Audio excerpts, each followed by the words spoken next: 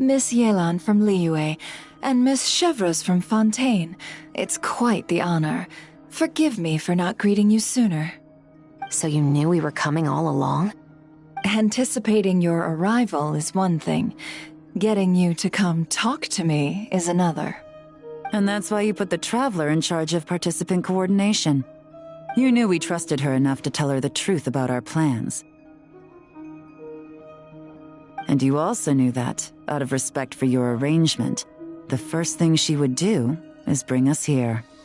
How else could I have gotten us all to the negotiating table? Forgive me for not cluing you in, Traveler. I had a feeling things could get complicated, so caution was vital. Rest assured, you will still be compensated as promised.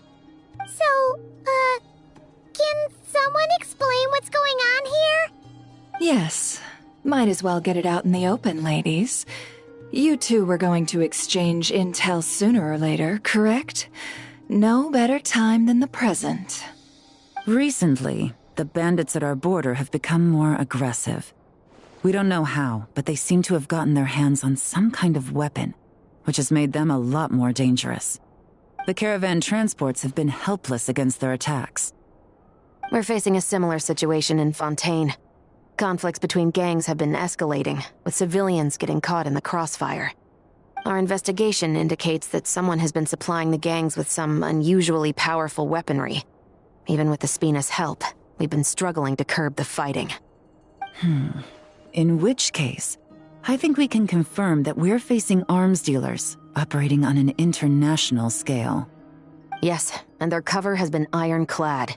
There hasn't been so much as a trace leading back to them, until their most recent operation. Let me guess. Someone leaked where the weapons are coming from, and it pointed right to the Nodcry Trade Expo. Exactly. I see. Well, weapons tend to be a hot commodity in a market with no restrictions. Say that the person you're searching for is in attendance. Does that mean you're prepared to ruin the expo to nab them? I won't lie to you. Catching this person is my top priority. How about this? In the spirit of being a good host, you give us a bit of leeway to do what's necessary. And in return, we won't do anything to undermine the expo. All deals made at the expo are protected, including those that would be illegal elsewhere. It's the entire purpose of an event like this. The Voynich Guild gets a cut from both the seller and the buyer, so we have a duty to uphold that principle. I can't just let a customer get scooped up by the authorities while everyone watches. You said this was a negotiation, but you don't seem prepared to compromise. Let's think about this. Maybe there's another way? Only deals made through the expo are protected, correct? Oh? Theoretically speaking, were any deals to take place outside of the expo's scope, I would have no right to interfere. Good. Then we can promise that the rules will be followed. I want insurance, then. To hold you to your word, the Traveler must be part of all operations related to the investigation. We have a deal. Then you have my thanks in advance. Looks like negotiations are a success! It's the best outcome I could have asked for. I appreciate the help, Traveler. In that case, do me one more favor, would you? When this is all over, I want to hear the real story behind everything that goes down.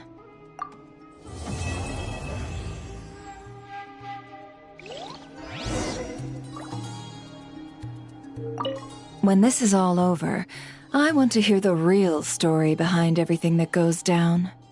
Looks like we'll be working together quite closely. The pleasure is all mine, of course. This whole negotiation really feels like something out of a light novel.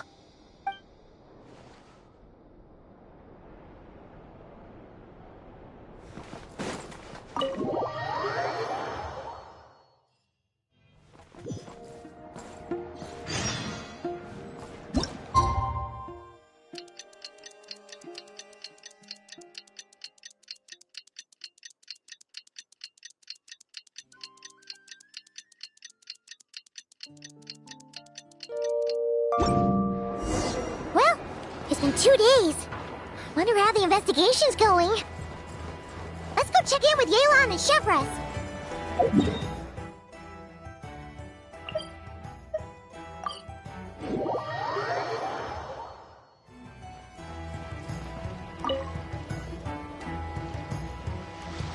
If you want to drum up some business, all you gotta do is holler, and everyone on the first floor will be able to see you. Also, you have to come this way to get to the second floor, which pretty much guarantees that everyone attending the expo will notice you guys at some point. Not bad, huh? Thanks to the spot I saved you, you guys will be drowning in business before you know it. Your point being? Cross-referencing Yehoda's current facial expression against database. Confirmed. Analysis suggests that Yehoda hopes we will return the favor. You bet I do. At least Robo-Girl gets it. Okay, how do we do that? Generating proposal. Complete. Yehoda, the next time you visit the workshop, I will reserve the seat closest to the hallway for you. Huh? This seat provides priority access to any dessert items delivered from the kitchen. It is also free from window glare and sits at optimal proximity to the teapot. By reserving this premium spot for you, I can guarantee you a most enjoyable dessert sampling experience. Is this your idea of a fair trade? Are you kidding me? That spot's usually reserved for me. I'd never let you take it if I didn't have my dessert budget to consider. What's going on? Yehoda looks upset. All right, I'll level with you. Since I saved you such a great spot for your booth and all, could you possibly lend me some technical support? Please? Technical support? This year's expo is way bigger than ever before, which means there's definitely gonna be more shenanigans going down too. I know, surely you have some kind of contraption that can, like, scare everyone at the expo into compliance or something. As the manager, I need something I can fall back on in case the you-know-what hits the fan. Let me think. If things escalated that far, shouldn't you just report it to Nefer instead of trying to deal with it yourself? Well, yes, technically speaking. But if, for example, it was somehow kind of my fault to begin with, I'd probably be better off solving it myself on the DL. Remember those 3 kids? Well, that punk who was harassing them wasn't just some random nobody. He was just the one that got picked to stir things up. There's a whole bunch of people here who aren't happy with the booth situation. Now, obviously, they don't have the guts to pick a fight with the Voynich Guild directly, but apparently, they at least have the guts to harass 3 kids outside the confines of the expo. The problem is, I'm not really supposed to get involved with anything that isn't strictly to do with the expo, so the whole thing would kind of be hard to explain to Neff. Not that I regret what I did, but jeez, Yehoda, you sure know how to make life harder for yourself. Okay, yeah. Sounds like we need to be smart about this.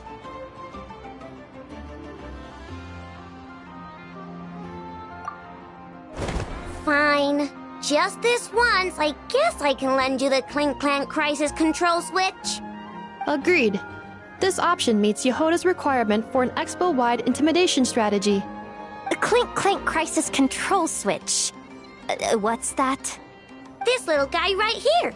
I made it recently after getting myself into a really sticky situation. To activate the switch, you just need to give him 3 taps on the head. If you do that, there's pretty much nothing in Notcry that you won't be able to handle. Really? So what actually happens when you activate it? You'll find out if it comes to it, but I'm only letting you use it once, so you better save it for when you really need it. Okay, cool. I'll take your word for it.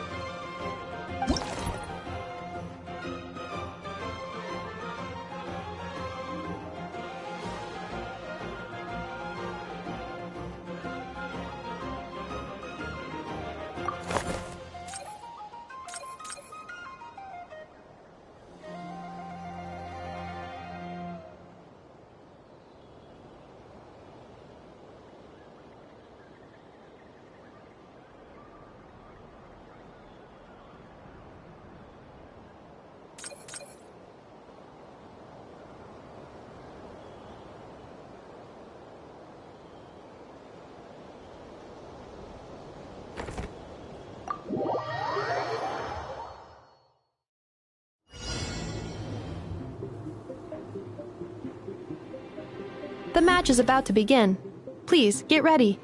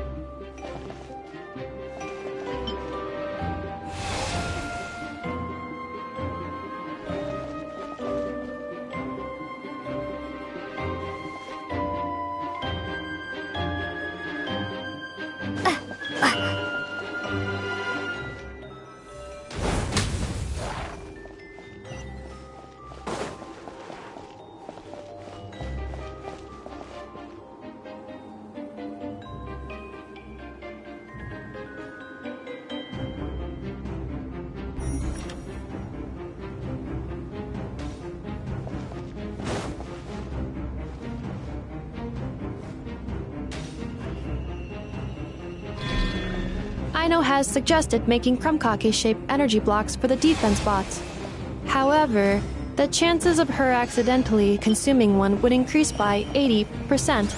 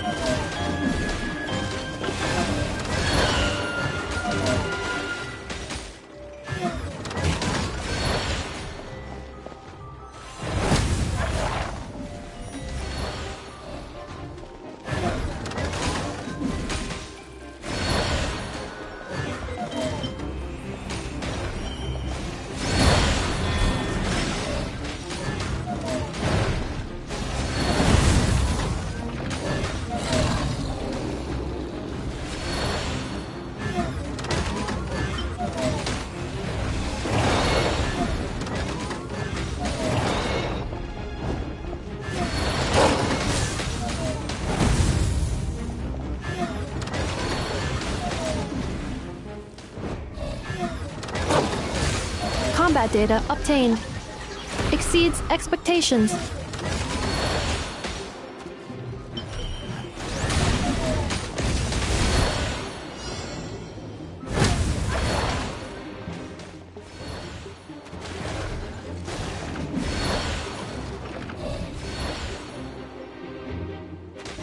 Traveler victory imminent.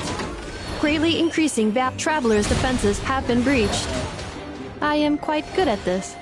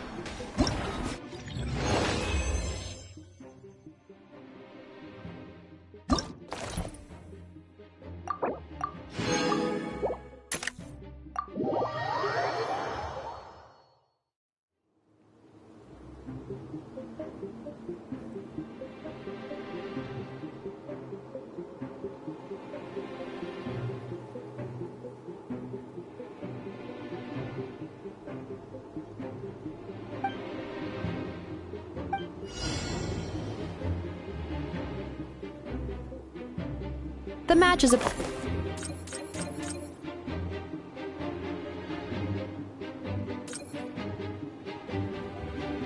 to begin. Please, get ready.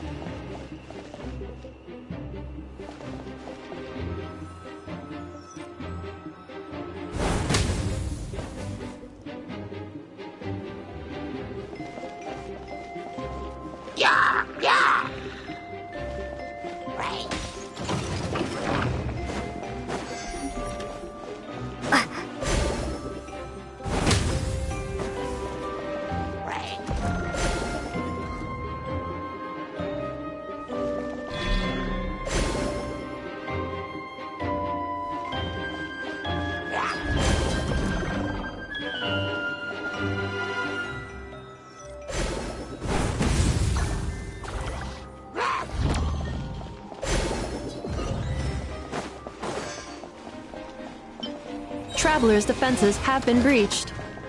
I am quite good at this.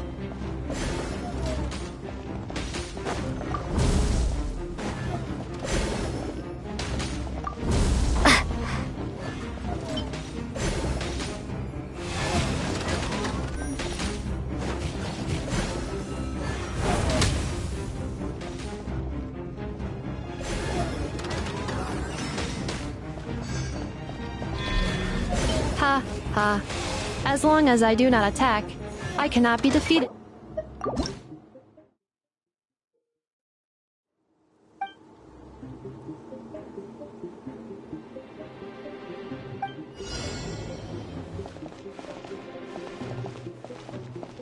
The match is about to begin. Please, get ready.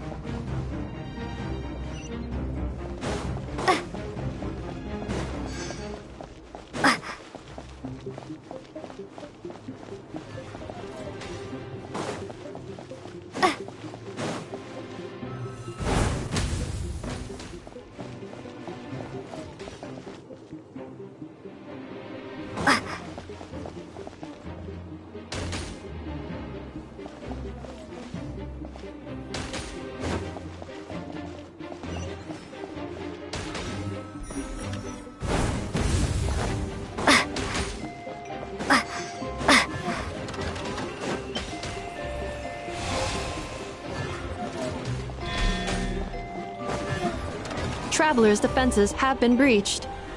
I am quite good at this.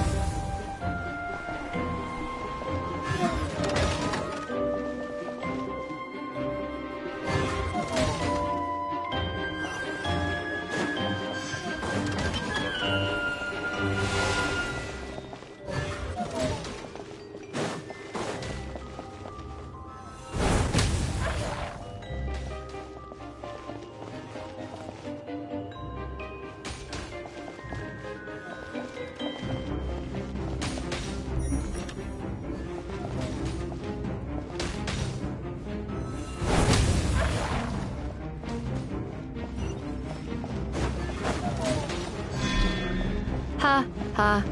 As long as I do not attack, I cannot be defeated.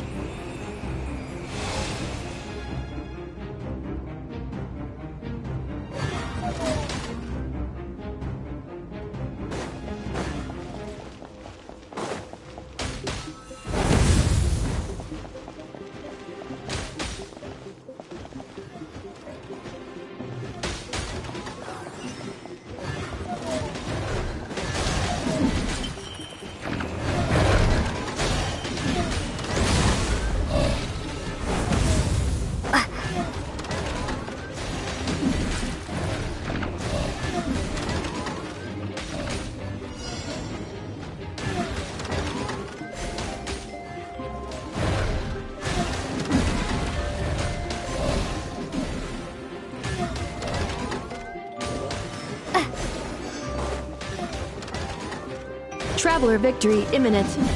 Greatly increasing value of Malice parameter.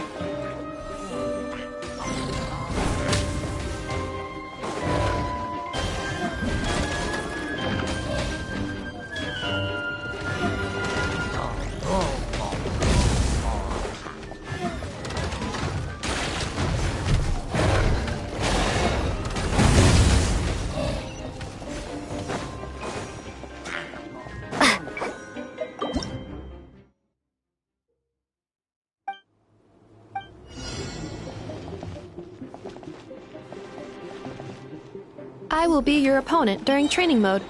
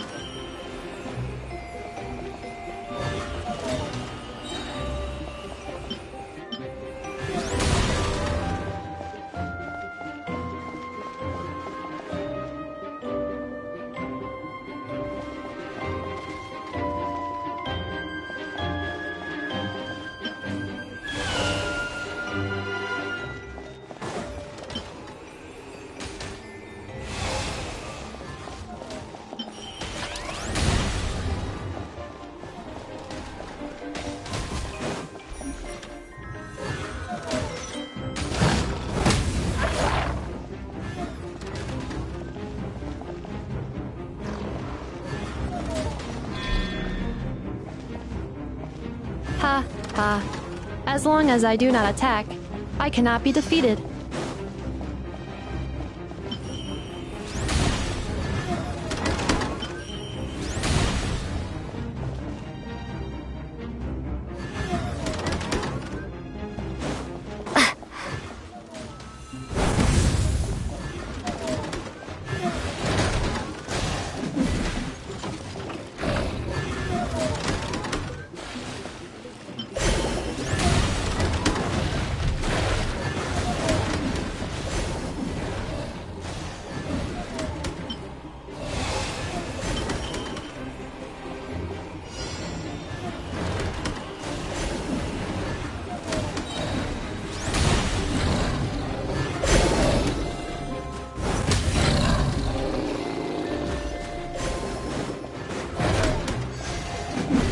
Traveler victory imminent, greatly increasing value of Malice parameter.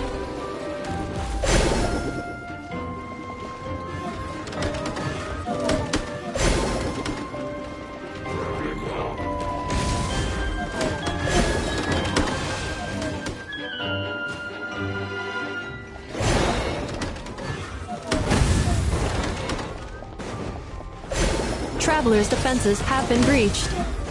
I am quite good at this.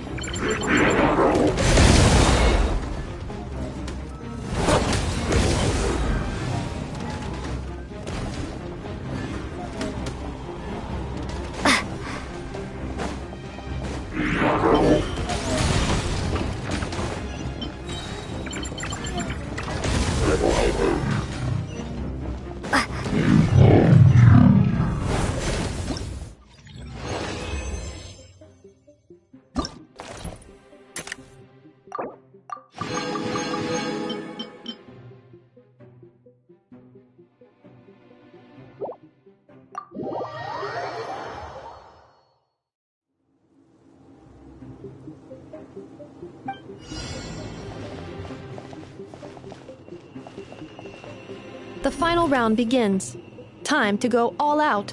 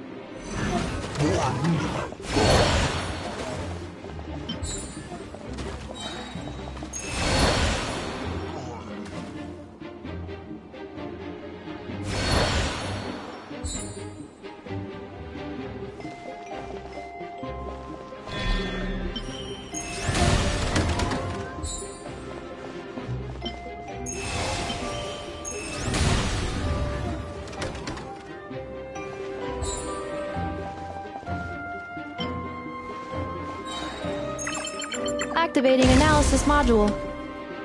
learning the Traveler's operational logic. If successful, this will increase our efficiency by at least 179%.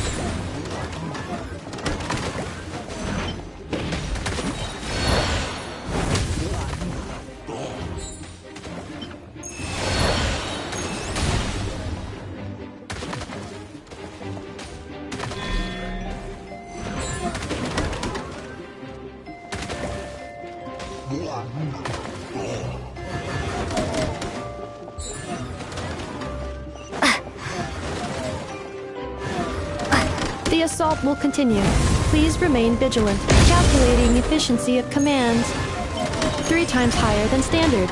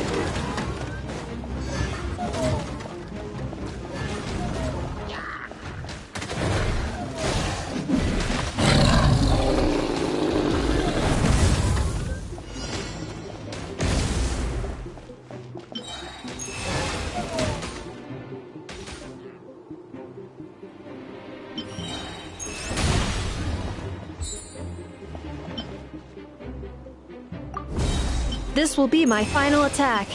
Ha, ha, ha.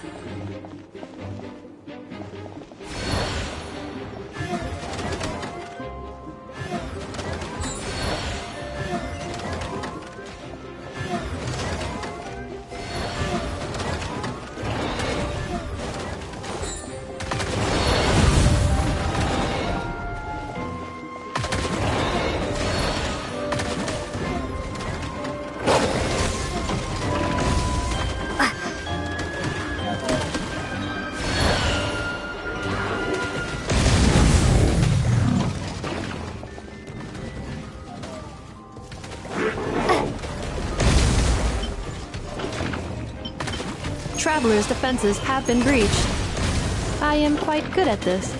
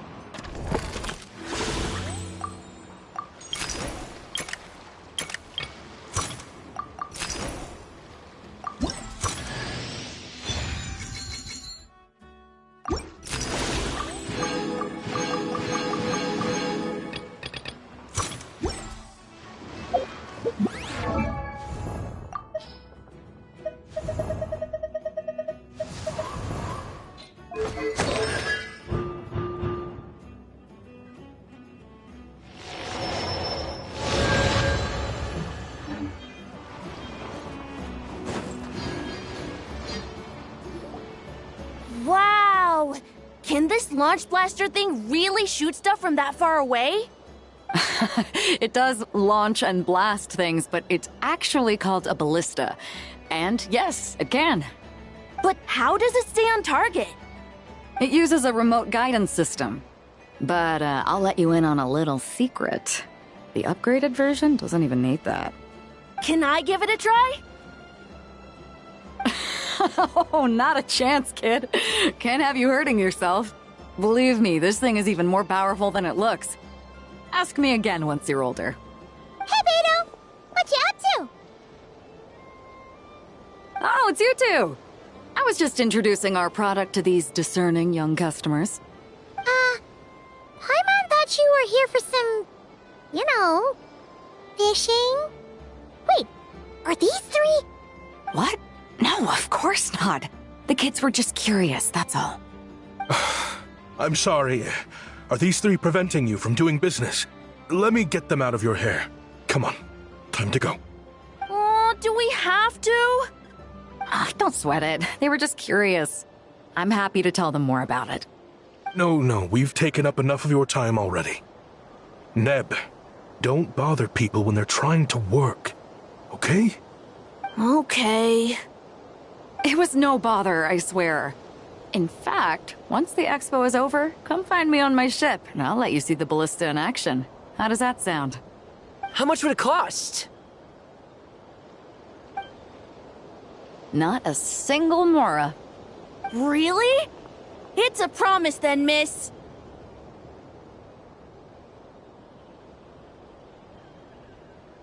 Your vessel. It's a battleship, isn't it? Are you sure you should be bringing children on board? Why not? Whenever we're docked back in Liyue to pick up supplies, I always let the kids around the harbor come aboard to play, and boy, do they love it. If a kid from Liyue can do it, why not a kid from Sumeru? A battleship may as well be a giant playground to them. Is that so? I've heard that people in Liyue also turn gunpowder into explosive firecrackers and give them to children as toys. Perhaps only the kids back in your home country are lucky enough to look at a giant battleship and see a playground. If you're worried about safety, I can... No, I suppose I'm just envious. That's all. I'll be sure to bring them over if we get the chance. Seems like he really cares about those kids, huh? Anyway, what did you want to talk about? Oh, just wanted to ask how it's going with the top secret, fishing. Did you reel in the catch of the day yet? They're circling the hook just fine. Just waiting for a bite. Whoa! Where did you come from? Shh. Well, that just proves my point. Something like this would only see more use in Fontaine. Except you never find something like this for sale there. Better jump on the chance now before it's too late. Excuse me? He's coming this way! Steady now.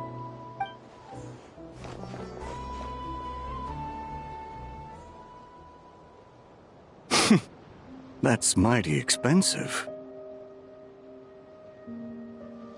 Well, no one's forcing you to buy it. If you're not interested, you're free to move along. What? Come on, there's no rule saying we can't haggle. The Voynich Guild gets a cut of whatever I sell. Obviously, that's factored into the price. Don't like it? Take it up with them. Listen, I can tell this is something special. If you're willing to go a bit lower, I'm prepared to cut a huge deal. I know it's something special, so I plan on getting paid what it's worth.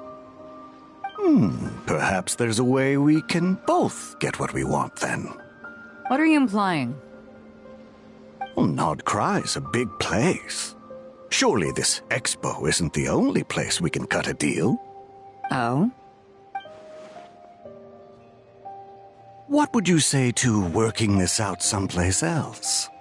Somewhere the guild can't get a cut?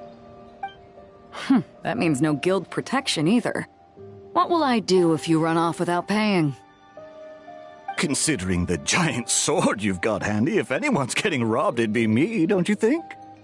Point is, we're both going out on a limb here. But the reward's worth the risk. Fine. Name a place. As a registered participant, though, I'm too close to the guild. If we don't want them catching on, I'll need to send a proxy. Smart thinking. Let's meet here, then.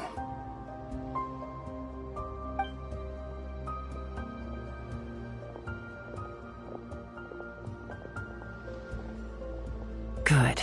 He took the bait. Let's go elsewhere to discuss our next move.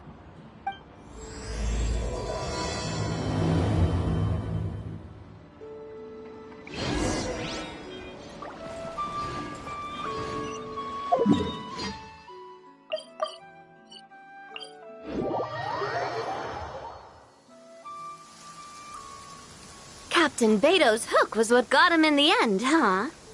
Oh, I didn't get a chance to show off how convincing I can be. This isn't tabletop troop, Navia. In real life, persuasion takes a lot more than a dice roll. I brought a product tailor-made for Fontaine because I thought the group's activities were limited to that area. Turns out, we're dealing with an international crime ring. So I suppose it makes sense that Captain Beto's bait was more enticing. It's a good thing we teamed up. We wouldn't have gotten far without your intel either.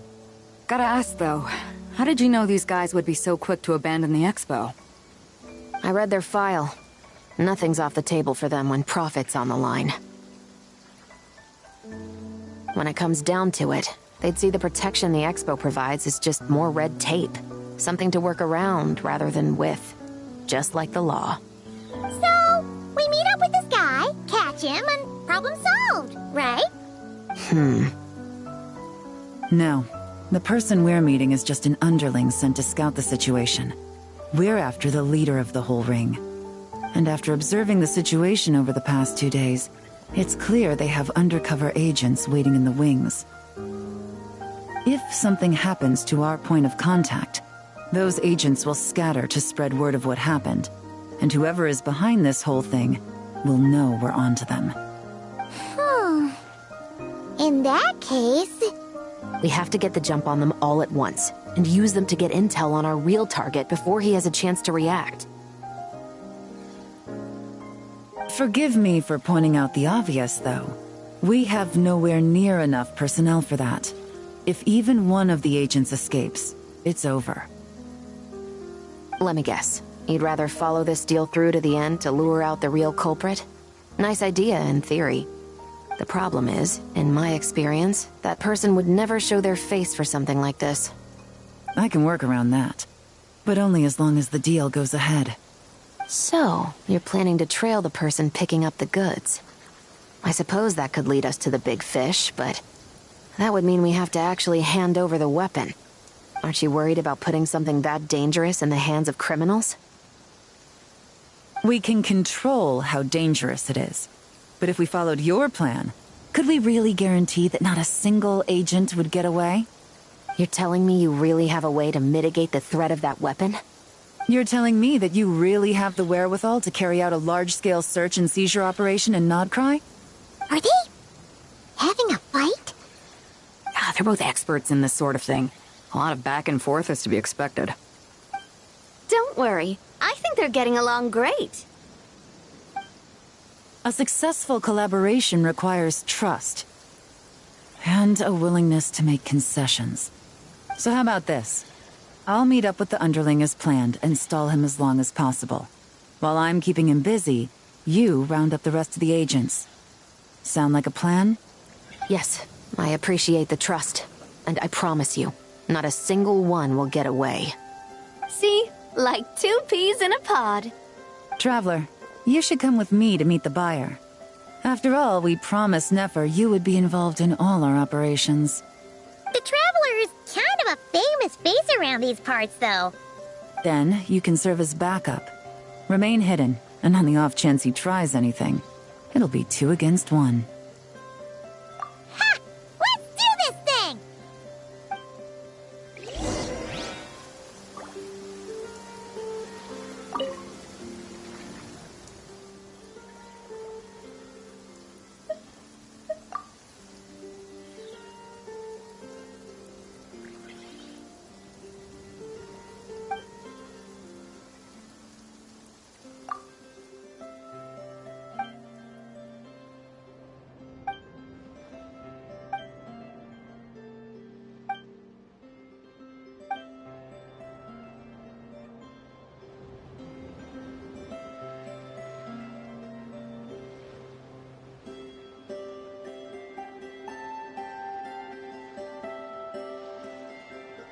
Lumi is just too cute!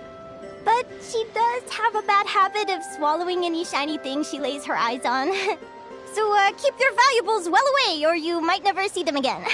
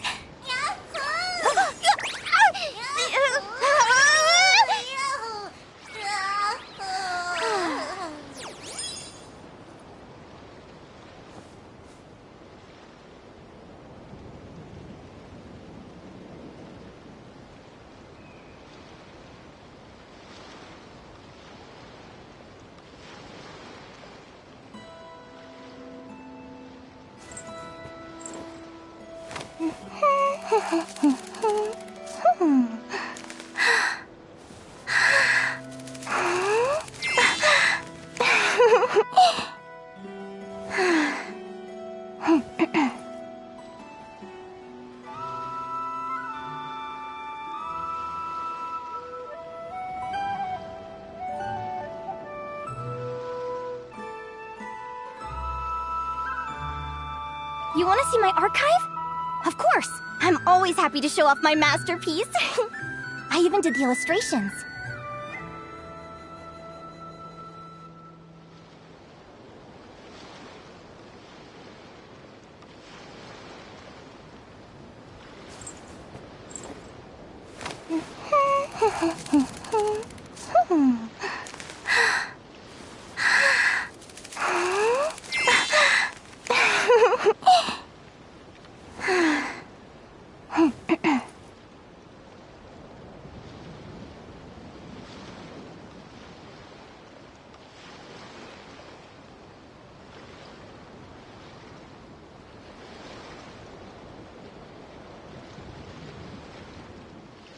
If you ask me what's the one place you should visit in Nasha Town, obviously I'm gonna say Speranza.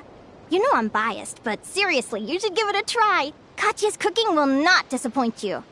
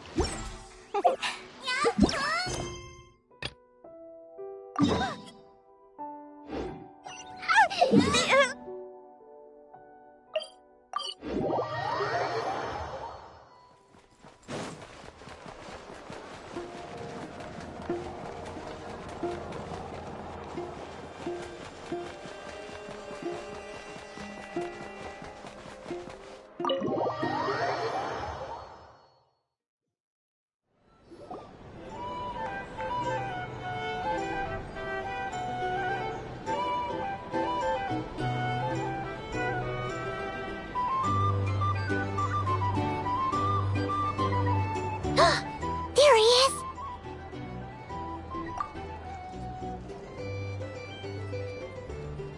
Oh, you really can't go lower? Best I can do is shave off the amount the guild was going to take. You're a tough nut to crack.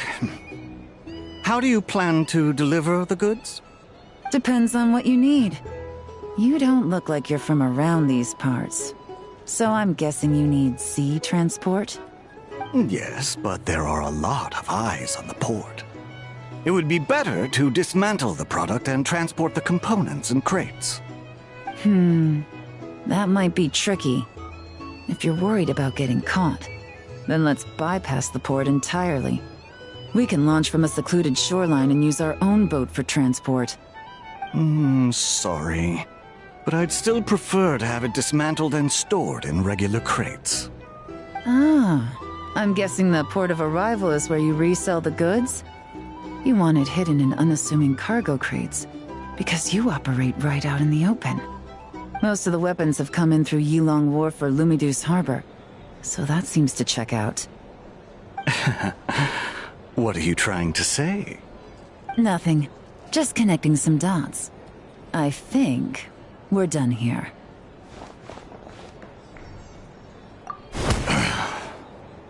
Huh! Take that!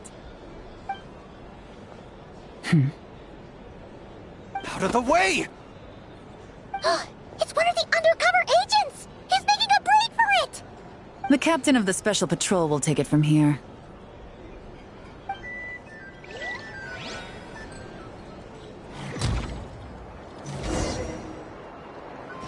One just popped up. Looks like the one on the surface has been subdued. There are children around. I have to avoid bloodshed. Trying to escape? Allow me to show you the way!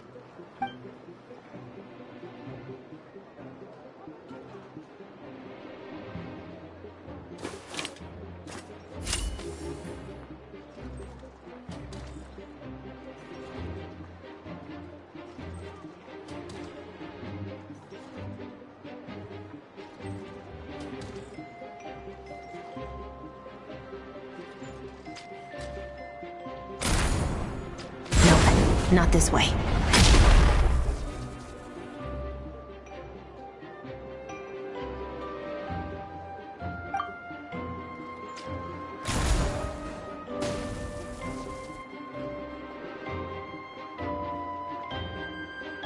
Had enough? Then turn around!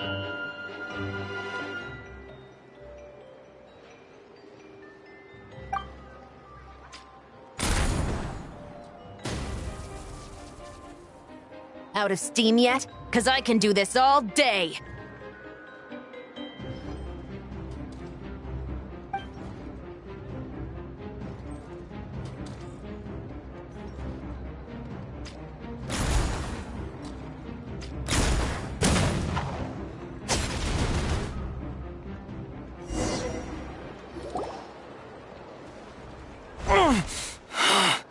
My leg! Is still attached. And if you want to keep it that way, I suggest you stay right where you are. A special patrol uniform. You think bringing me in is enough? Do you even know how many of us there are? If even one gets a... 5 at the port, 10 on the outskirts of Nasha Town, 3 near the plaza. Factoring in you and the buyer, that makes 20. Save the best for last, right? How did you... Don't even think about it.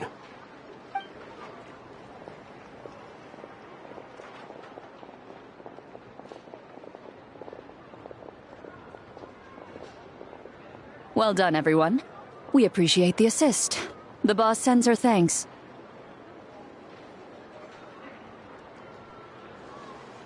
It was an honor. Without the Spina's help back in the day, we never would have been able to make it in Nodcry. It was about time we returned the favor. What? I needed to make you seem intimidating to get these local gangs on our side. We've been over this. Yeah, I know. But hearing you call me boss will never not be hilarious.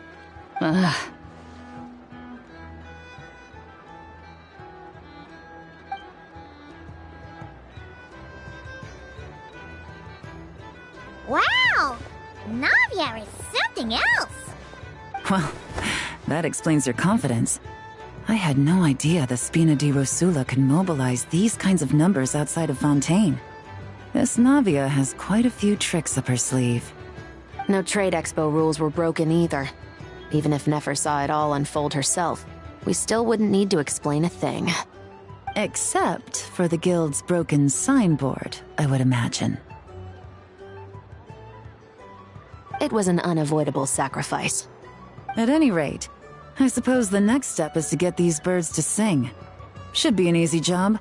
The Maison Gardiennage has a reputation for highly effective interrogation tactics. And if that doesn't work, I've heard that spies from Liyue have their ways of making people talk as well. Yes, that means the operation was a success, right? So far. Once we get someone to reveal who the mastermind behind all this is, that's when the real work begins. I'm sure that person is in hiding somewhere far removed from the expo. But as far as our deal with the curatorium goes, I think that's a wrap. Shouldn't we update Nefer then? First, we need to figure out what we can learn from these agents. We'll be in touch once we have the information. Then we can head to the curatorium together.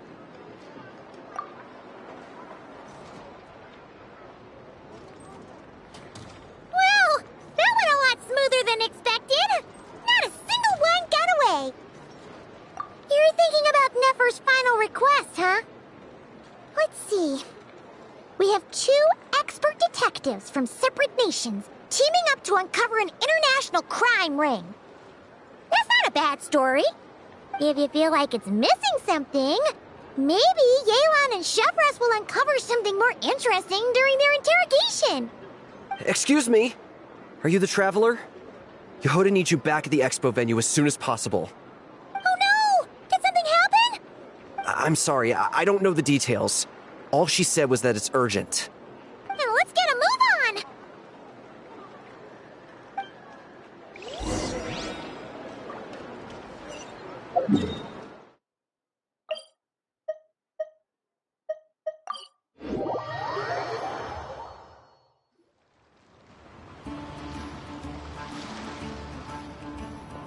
Either I throw the guild under the bus, or I get on the bad side of a terrifying merc captain.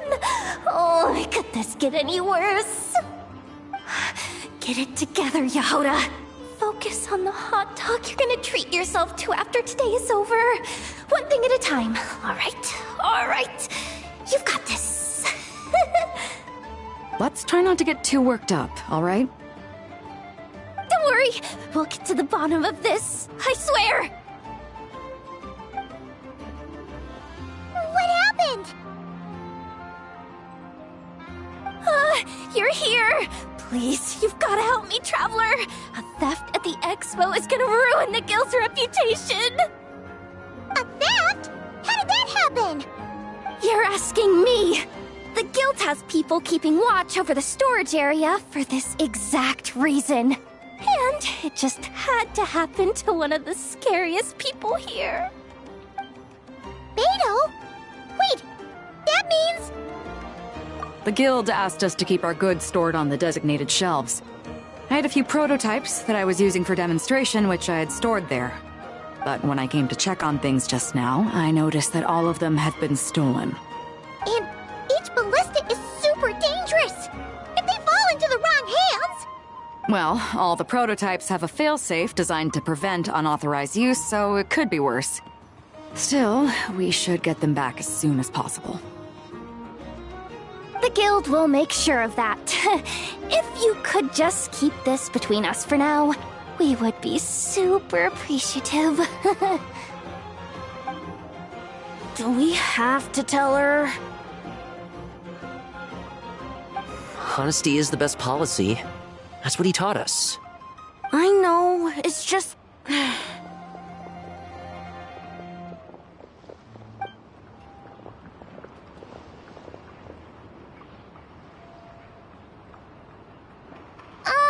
Miss Yehoda... What are you 3 doing here? There's something you want to tell me, isn't there? Well, Neb's been obsessed with the ballistas ever since we got here. That's why Uncle Ashvapati told us to come see your booth. It seemed like he was interested in them too, because he even told us what parameters to ask about. Ever since this morning, we haven't been able to reach him. We wanted to ask Miss Yehoda for help, but then we heard about the ballistas being stolen. And? I don't think Uncle Ashvapati would do something something like that, but... Ashvapati works for the guild. He has access to the storage warehouse, so he could get inside without the guards getting suspicious. Wait, so now it's an inside job? Oh, jeez! The guild is never gonna recover from this! He made those toys the kids were selling, right? They don't look like much on the outside, but I bet they're hiding some serious tech. If he's a tech guy, those fail-safes I mentioned might not have our backs after all. So, this just went from bad to worse. Oh, uh-oh.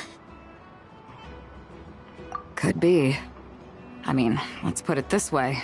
There aren't a whole lot of people that could manage to stay off Yelan's radar. Why don't you take these kids to the curatorium and see what you can learn? I've got things covered here. Got it! Hold up. We can't hold these kids responsible, though. Right? No, of course not, but... how do I explain this? You want to look out for these kids, don't you? I promised I would. Besides, they're innocent in all this. Good, because I'm looking out for them too. That's why I want to find their uncle as soon as possible. No matter what he did or didn't do, it's worse for them if he's missing. Guess we're on the same page then. Take these kids to the curatorium. I'll update Yelan and tell her to meet you there. Will do!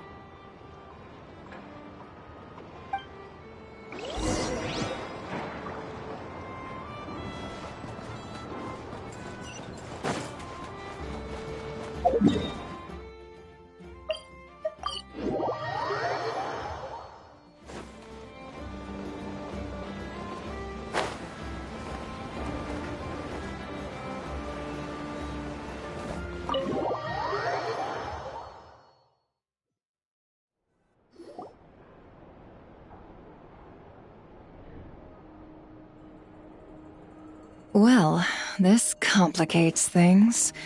Here I was hoping the trouble would start and end with you two. But no matter. This will all make for a very engaging story.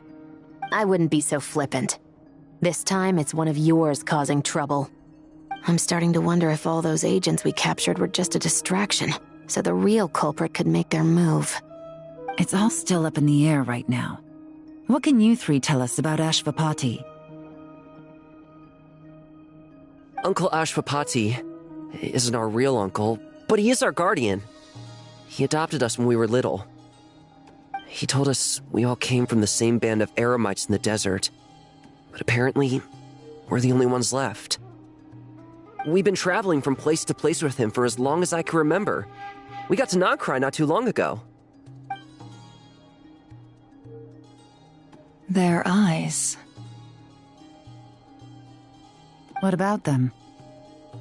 I'm just reminded of something. About a decade ago, there was a band of eremites who, seemingly out of nowhere, gained technological capabilities far surpassing those of other groups. Leveraging that advantage, they built a number of highly advanced weapons and sold them to the highest bidder.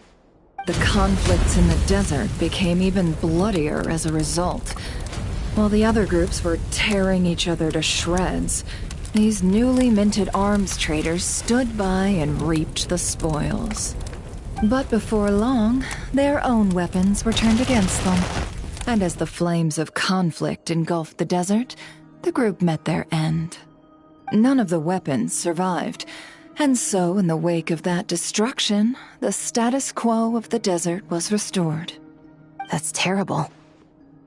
In the desert, it's kill or be killed. People will stop at nothing to gain the upper hand. If this happened in Fontaine or Liyue, I'm sure the perpetrators would have been prosecuted to the full extent of the law. But in the desert, no one bats an eye. From what they've told us, sounds like these kids are orphans from that particular band of eremites. Which means their guardian is likely one of the few survivors as well. Sounds like it. No! Uncle Ashvapati would never do something like that! No matter what happened back then, I know one thing for sure. Uncle Ashvapati hates weapons. Sure, he's good at building things, but all he does is make toys for us to play with. He can't be the kind of person you're making him out to be. Or... I'm sorry. All we can do is act upon the facts. So, what's our next move? From our interrogations, we've learned that in 2 days, the person behind all this has a meeting planned to collect the goods. If all goes well, we can head to the pickup point and ambush them. But if Ashvapati is part of this and the leader learns what happened, there's no chance he risks himself for his agents. So, that meeting might as well be moot. Then let's focus our efforts on Ashvapati for now. If we find him, he might just lead us to our culprit. If he stole the prototypes, there's bound to be a trail. I'm confident I can track him down. I just need some time. What can I do to help? I work best in the shadows. The more people involved, the harder it is to operate. As soon as I've got a location, though, he's all yours. You let me handle the search, and I'll let the special patrol handle the seizure. That does sound like the most feasible plan. I'll be waiting for the good news. Seizure? Hey! Don't worry too much right now. The most important thing is that we find your uncle. The rest can wait. Okay. Looks like I'll need to enlist your services for a bit longer, Traveler.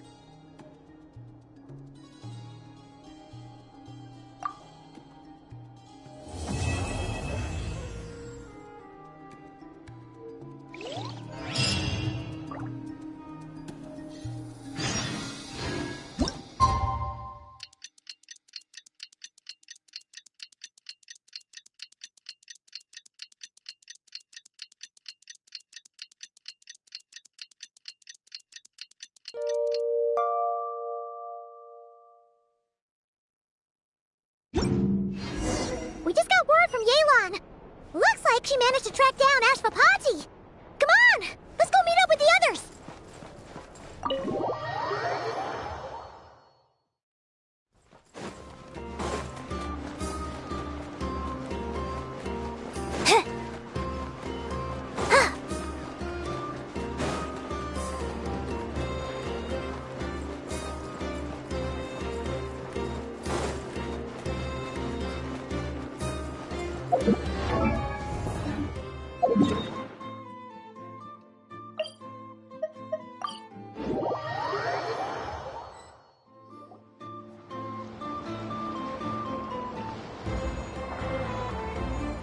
Took me a bit longer than I expected, but I found where he's hiding.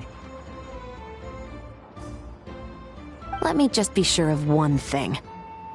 We're dealing with someone who has extremely dangerous weaponry in his hands.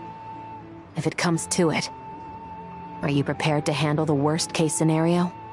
Absolutely. You just need to trust us, just like we trusted you earlier. Yeah, we've got this. My crew's already locked and loaded. I'll take you at your word. I know you said you wanted to keep this operation small, but I still thought you could use some backup. So, I chose a few promising young Spina members to help out. Clarande and I have got things covered at the expo. Yes, we're ready to roll then. Now that you're here, I guess we can get this show on the road.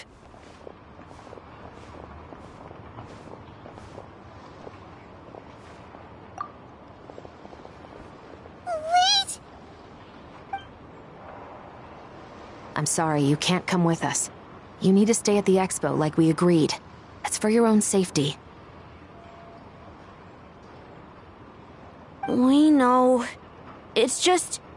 Do you really think Uncle Ashvapati is working for the bad guys? I wish I could answer that question, but it would just be speculation. And I work based off evidence. He's been gone for 2 days now, and he just left us here. He's never done that before.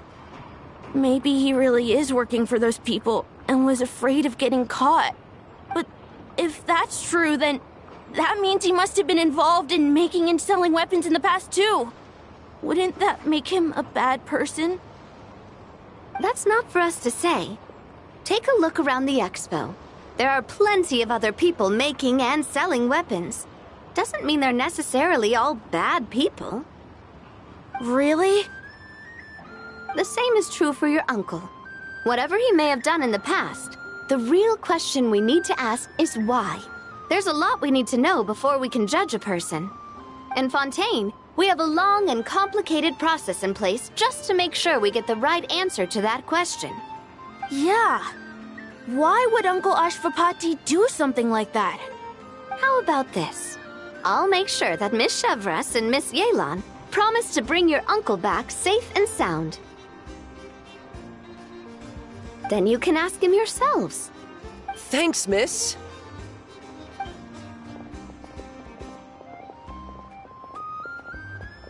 This situation is complicated and unpredictable. Isn't it a bit early to be making those kinds of promises? It's all right. We're prepared for whatever we might face. Regardless, it's a promise we have to keep. After all, when the children get their answer, it will shape their understanding of what justice means. Then, let's all do our part to make sure this ends as well as it possibly can.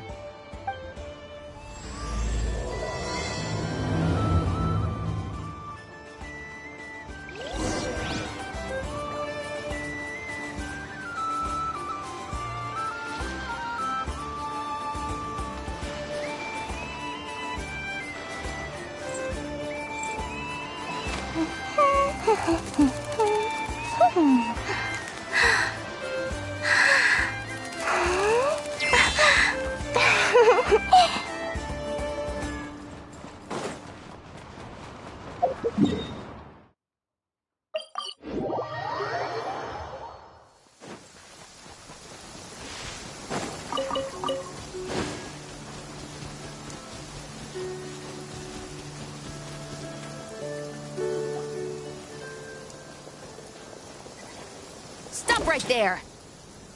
Where is he? We missed him. Looks like he left behind plenty of evidence, though. Search the area. Let's see if we can find a lead.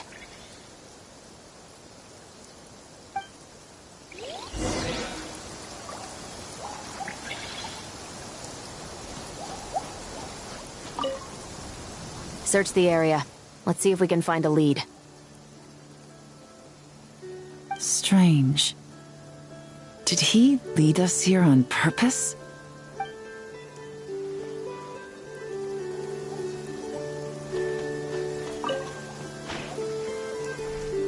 These records look suspiciously familiar. Yeah.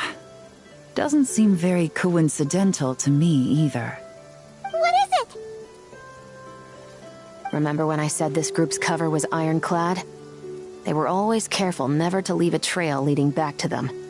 The one time they slipped up, it broke the case wide open. We found a cargo manifest left behind at the scene. That's the clue that led us to Nodcry. It was a similar story on our end. And now that same manifest shows up here, among the records left behind by Ashvapati. So, he's the guy that slipped up back then? Unless it wasn't a slip-up at all. How does the same clue get left behind at two separate scenes and picked up by two separate law enforcement agencies? Thinking back on it now, it doesn't seem quite so accidental after all. No. Almost like he led us here on purpose. But for what reason? Hey!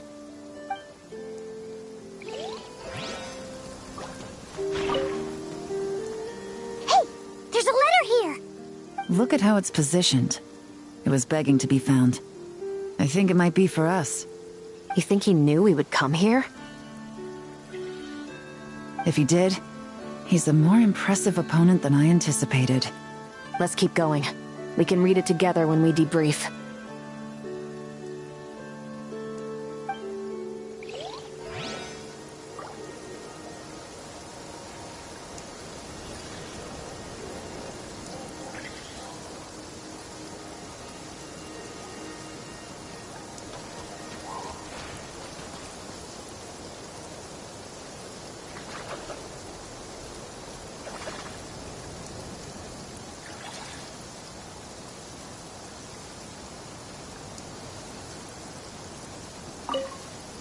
Search the area.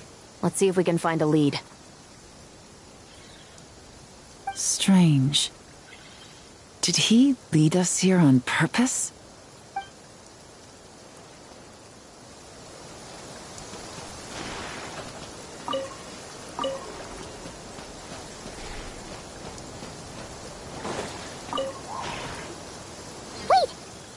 Is this what Paimon thinks it is? It's the display model that goes with the prototype. Guess that does make him our thief. What's worse is that, with his technical background, I bet he managed to bypass the security features on the prototype. You're saying our guy has a battle-ready ballista in his possession, just waiting to be unleashed? Oh, this isn't looking good. Something isn't adding up. All the evidence suggests that he was here alone.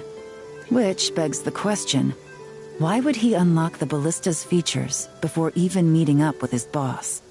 That's a question for another time. We need to focus on where he's going next. This situation seems more complicated than we imagined. It looks like Ashvapati does have a connection to our criminal gang, but it might not be what we thought at first. You don't think he's working for them? Unlikely. He lured us to Nodcry, prepared those weapons on his own, deliberately put us on his trail.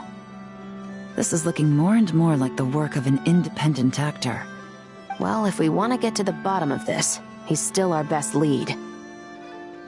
That would seem to be our last remaining clue. Let's do it.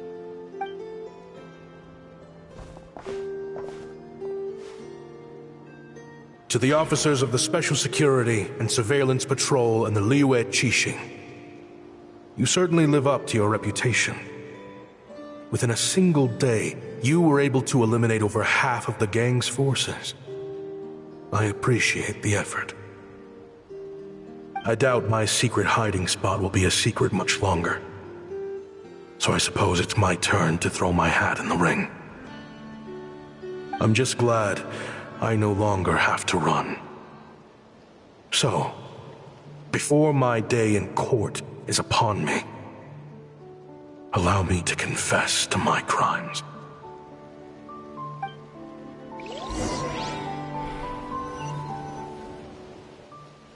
It all started with a Kashara War researcher, expelled from the academia for violating a taboo.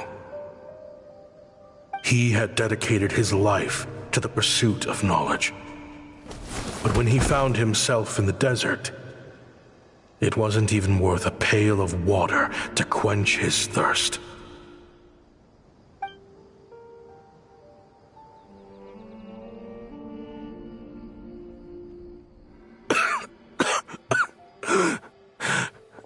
Could you spare some water?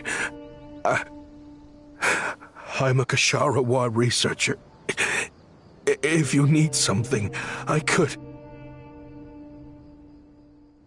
Researchers like you are a dime a dozen. Smart as a whip until you find yourself in the desert. Then, you're lucky to survive the night. Are you mocking me? No, son. Just still trying to figure out why I've got such a soft spot for strays like you. Here, give me your canteen.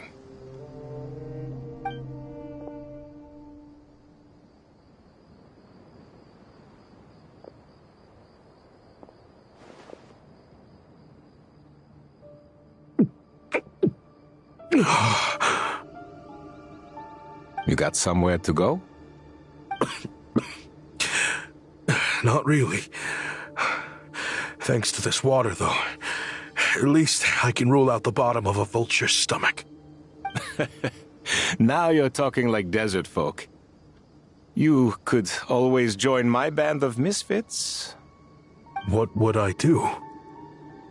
Gather food, guard our water source, just like everyone else I've taken in.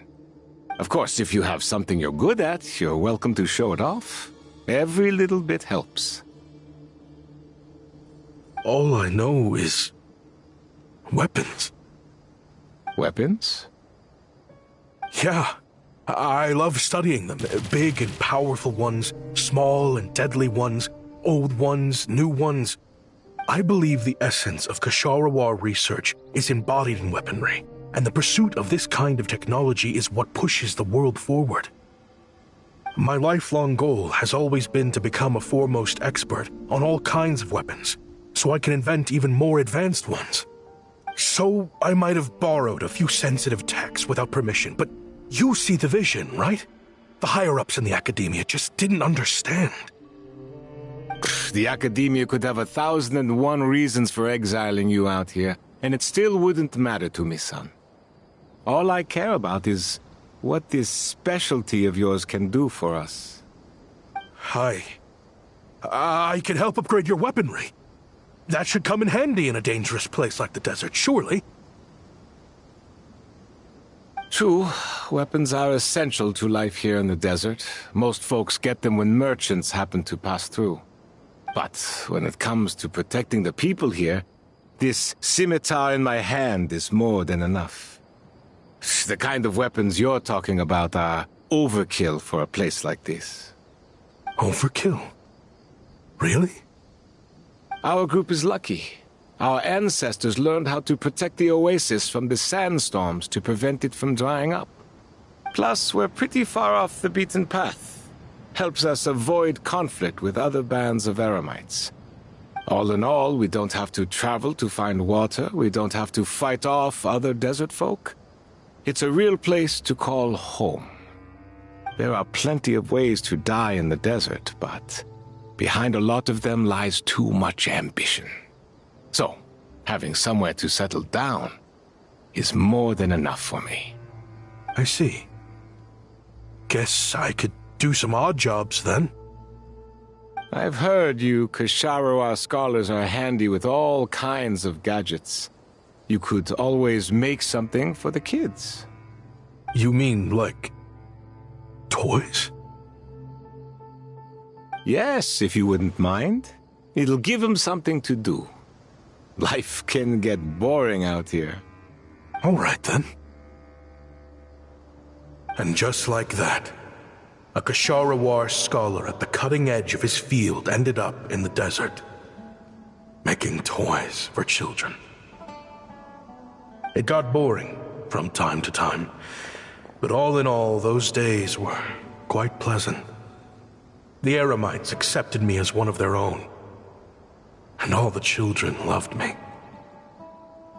Looking back now, I wish I could have lived like that until the end of my days. But then, those despicable people showed up, and it changed everything. Don't rush me. These materials are in short supply. Oh, they've got a lot of nerve showing their faces back here. Send the gem? It has been a while. Well, we have a right to this oasis too. Our ancestors were part of the group that discovered it. You hated this place. After that giant sandstorm when everyone else was trying to figure out how to help, you got out of Dodge the first chance you could get. Because I knew better than to be stubborn. Stay in one place too long around here, and it might just be your grave. You abandoned this place. If we'd done the same, the oasis wouldn't even exist anymore. You gave up your right to be here a long time ago. I heard they joined another band of Eremites after leaving us, but got kicked out. I bet they're only crawling back to us now because they've got nowhere else to go.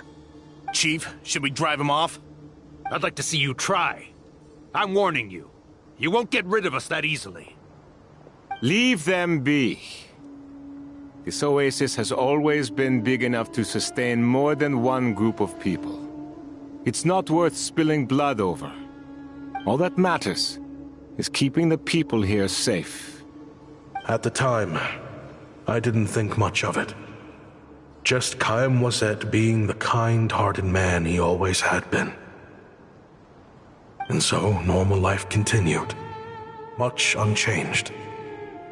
Well, mostly. You can take the scholar out of the academia, but putting your life's work behind you is easier said than done. I often found myself flipping through my collection of blueprints and sketches, The ruin drakes scattered around Sumeru were of particular interest to me.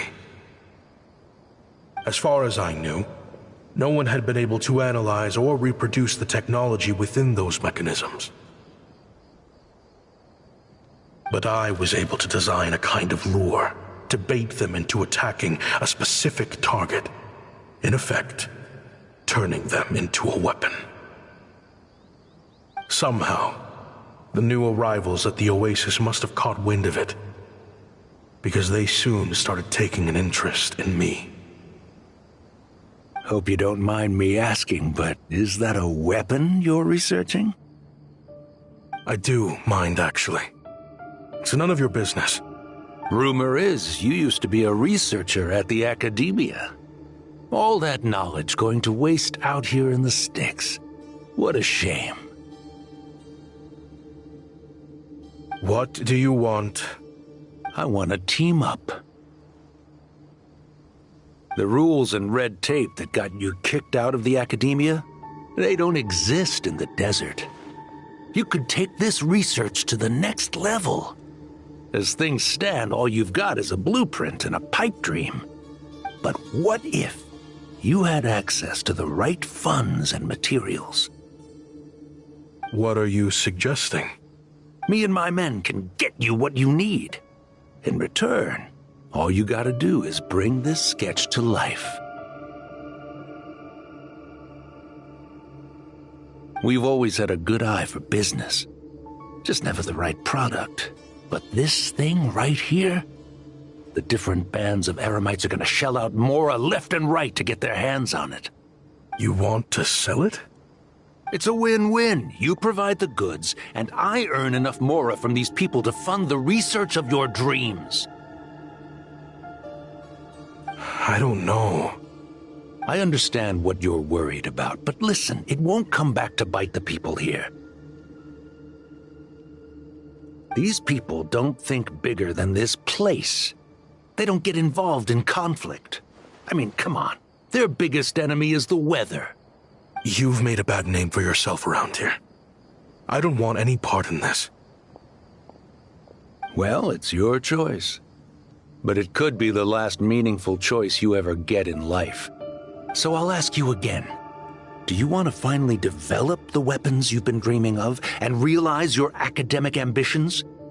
Or do you want to stay here building toys for kids? How I wish I'd made the right choice back then. Yeah, we increased our prices. What about it? You gonna back out? So, you're really as money hungry as they all say, huh? Cash is king. That's just business. Fine. I'm done. I want out. What are you talking about? We're making bank here. I know what the weapons have been used for, and I refuse to be an accomplice to all this any longer. An accomplice? Listen, that's got nothing to do with us. People would be at each other's throats with or without our weapons. So they die to a machine instead of a scimitar. What difference does it make? Can't you sell more than just weapons? Surely this can't be all the Eremites are interested in buying. If you want to make the big Mora, you gotta push what sells. That's just how it is. And that right there is why I want out. Fine. I've made more than enough to leave this dump in the dust anyway. If you want out so bad, have it your way. What was that?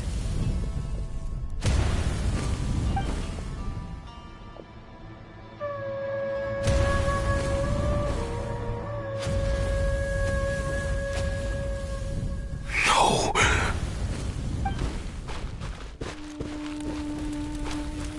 Kaem was it.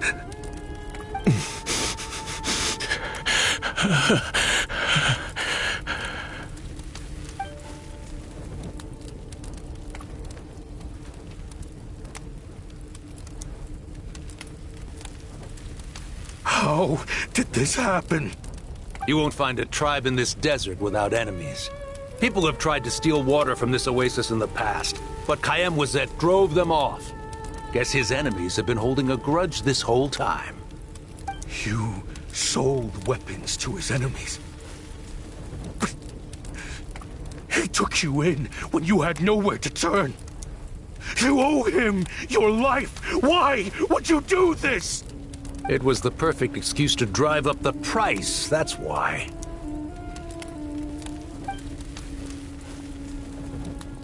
It was only later that I found out.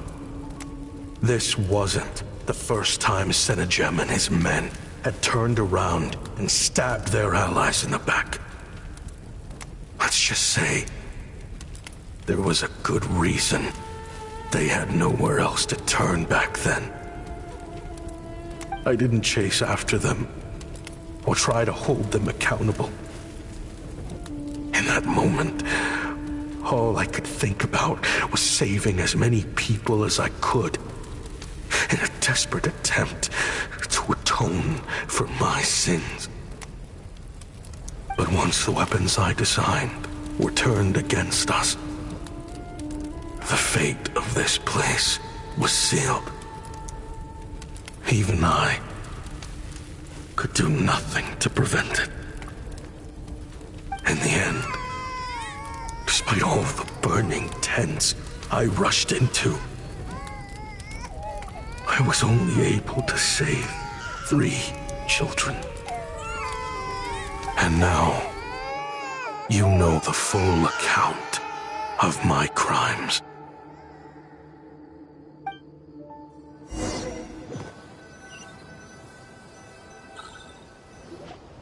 I've been raising them ever since, while attempting to hunt down the men who made them orphans in the first place. This confession is for the kids to read, too. So,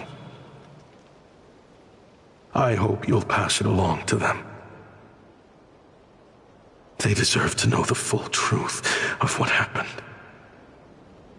I know I'm in no position to make requests, but please, help them find loving parents to take them in.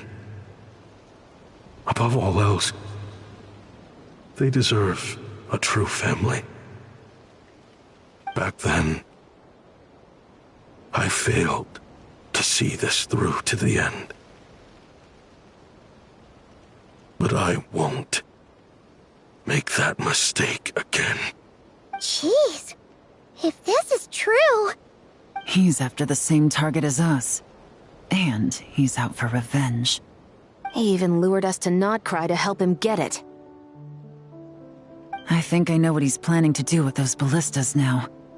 If I'm right, this doesn't bode well. Then we need to find him ASAP! It sounds like he's about to do something super dangerous. But we promised the kids we'd bring him back safe. I can't just let him get rid of our target either. This crime ring runs deep. There are still many other conspirators we need to track down.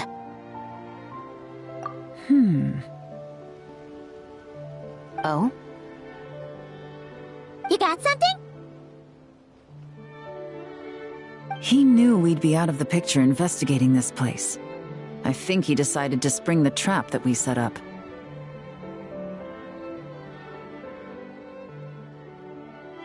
Oh, snap. He's not working for them, so our original plan could have worked all along. The meeting will be happening any time now. Quick, we need to head to the rendezvous point.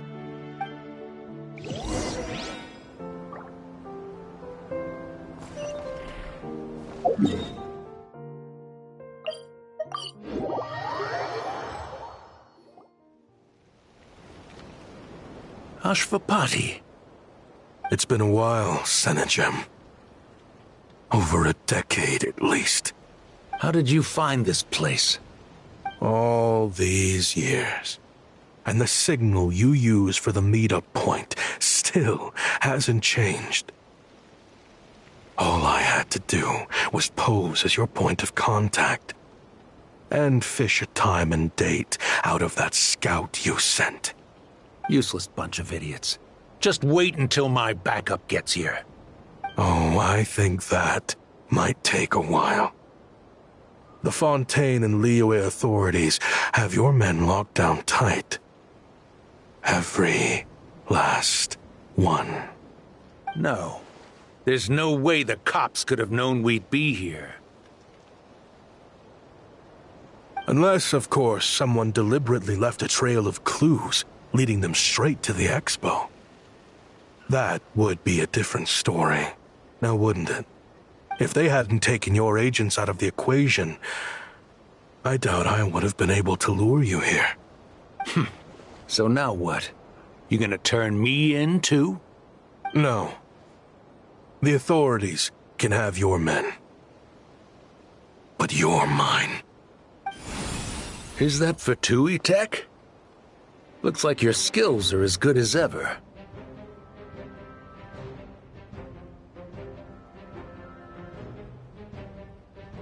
Listen, I know you're mad that I've been racking up Mora without you all these years, but it looks like you still got it. If you want back in, we can work something out. After everything that happened, what makes you think I would want back in? Because what's the alternative? You're not here for revenge, are you?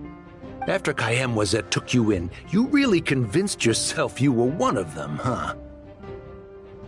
What you should have learned is that banking on loyalty and belonging is a losing hand. Better to cash out before you're in the hole. In the desert, my people live by one rule and one rule alone. The last laugh doesn't go to the righteous. It belongs to the one who knows how to cut their losses. Just look at me. When there's Mora to be earned in the desert, I'm a desert folk. When the opportunities in Fontaine are sweeter, I'm a Fontanian.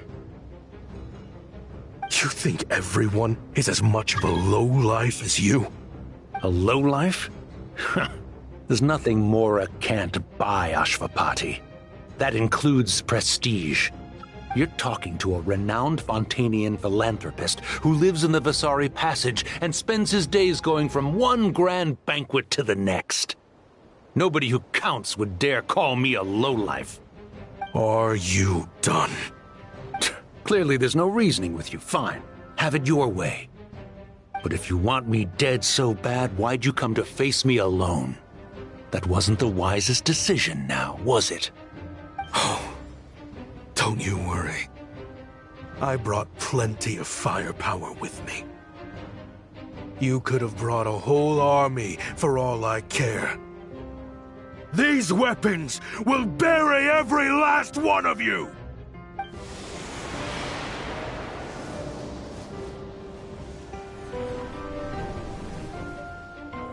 What the? Are you crazy? If that thing fires, you're not getting out of here alive either. Yes, that's the plan. It's high time both of us paid the price for our sins! He's lost his mind. Get him! Start breaking his bones until he removes this barrier! Hold it right there, all of you! Otherwise, I've got enough firepower to go around, too. The Maison Gardiennage! You got here sooner than I expected. Hey! What's that in the sky? Looks like bad news! Ashvapati, you have my word that these people will face the judgment of the Fontaine courts. Remove the barrier and come with us at once. Fontanian justice is too merciful for them. You should leave us. Stubborn fool. I don't deserve them. I have to atone for the things I've done. What is it you feel you need to atone for? Weapons research? You're from Liyue, right? Your ancestors were the first people to master the recipe for gunpowder. And yet, they turned it into fireworks and firecrackers that even children could play with. Surely, it's choices like that which make Liyue what it is today.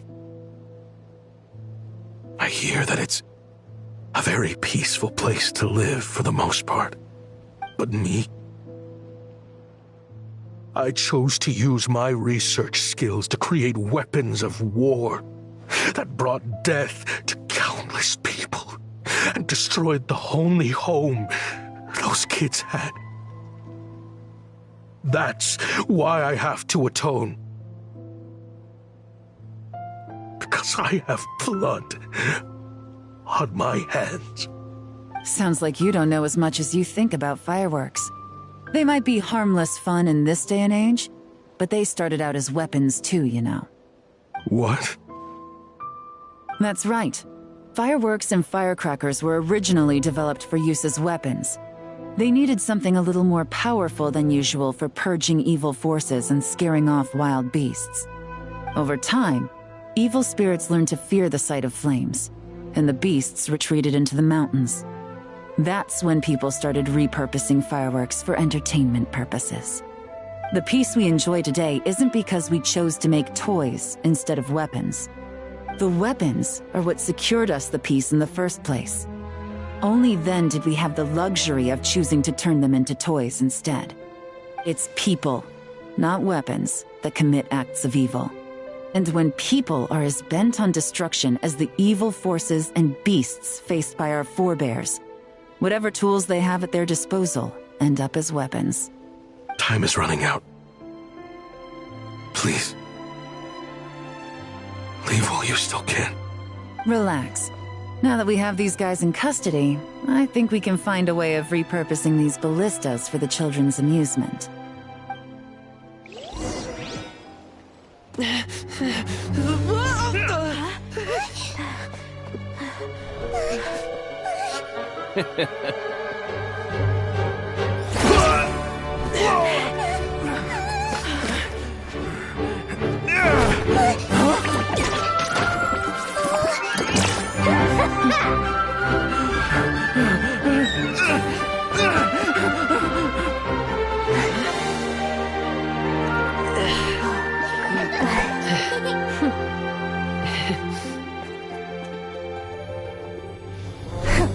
I knew they were looking for trouble, but they messed with the wrong manager.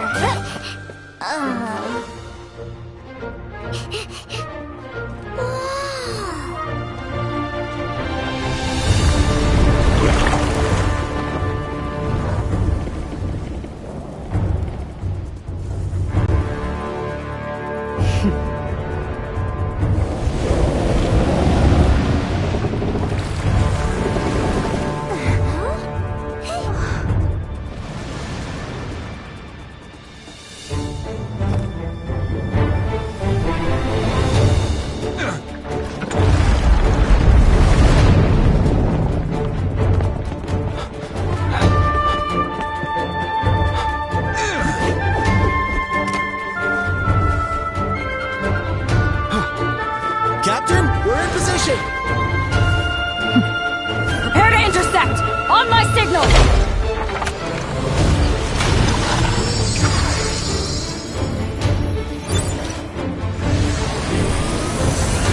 Fire!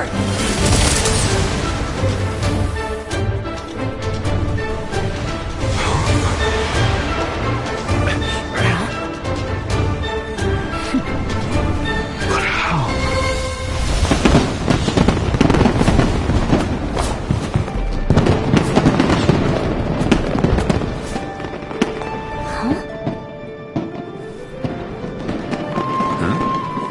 Fireworks show? Oh.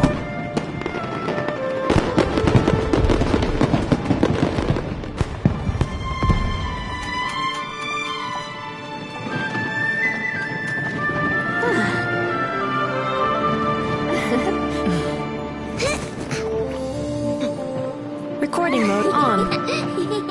Has this always been part of the show?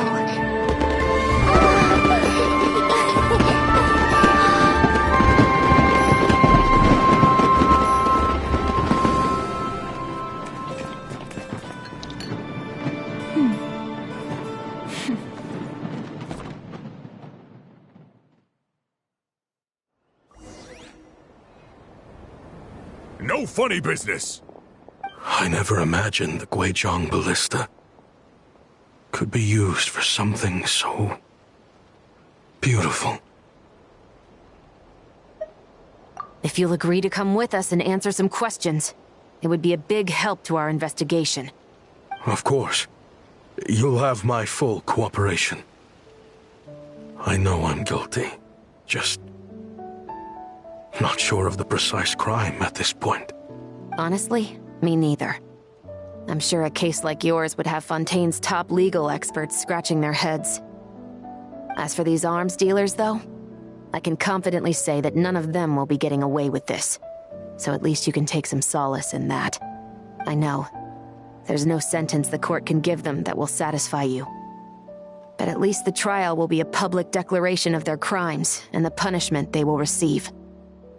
The victims deserve that much. Considering the alternative was them dying in obscurity to a revenge killing with no one left behind to tell the story. This looks more like real justice to me. I guess you're right.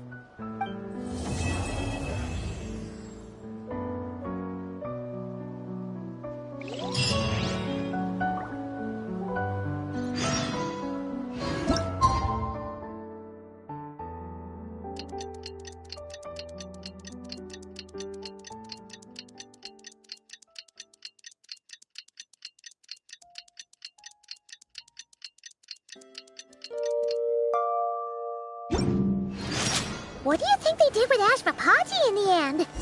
Let's go ask them for an update.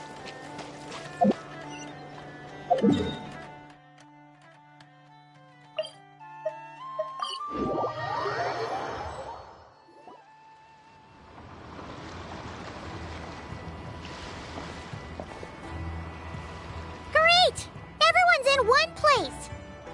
Now that we are on the other side of this incident, I suggest we put any remaining questions to rest here and now. The Voynich Guild won't be responsible for any disputes remaining after this meeting. Understood. Well, there's been no serious harm to me or any of my compatriots. And with the arms dealing operation closed down, I've achieved my strategic objective.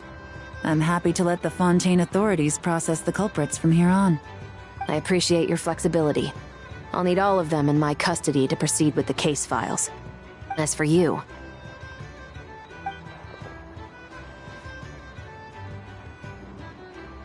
Given your association with the Voynich Guild, I suspect the boss of the Curatorium might raise some objections if I insisted on bringing you into custody as well.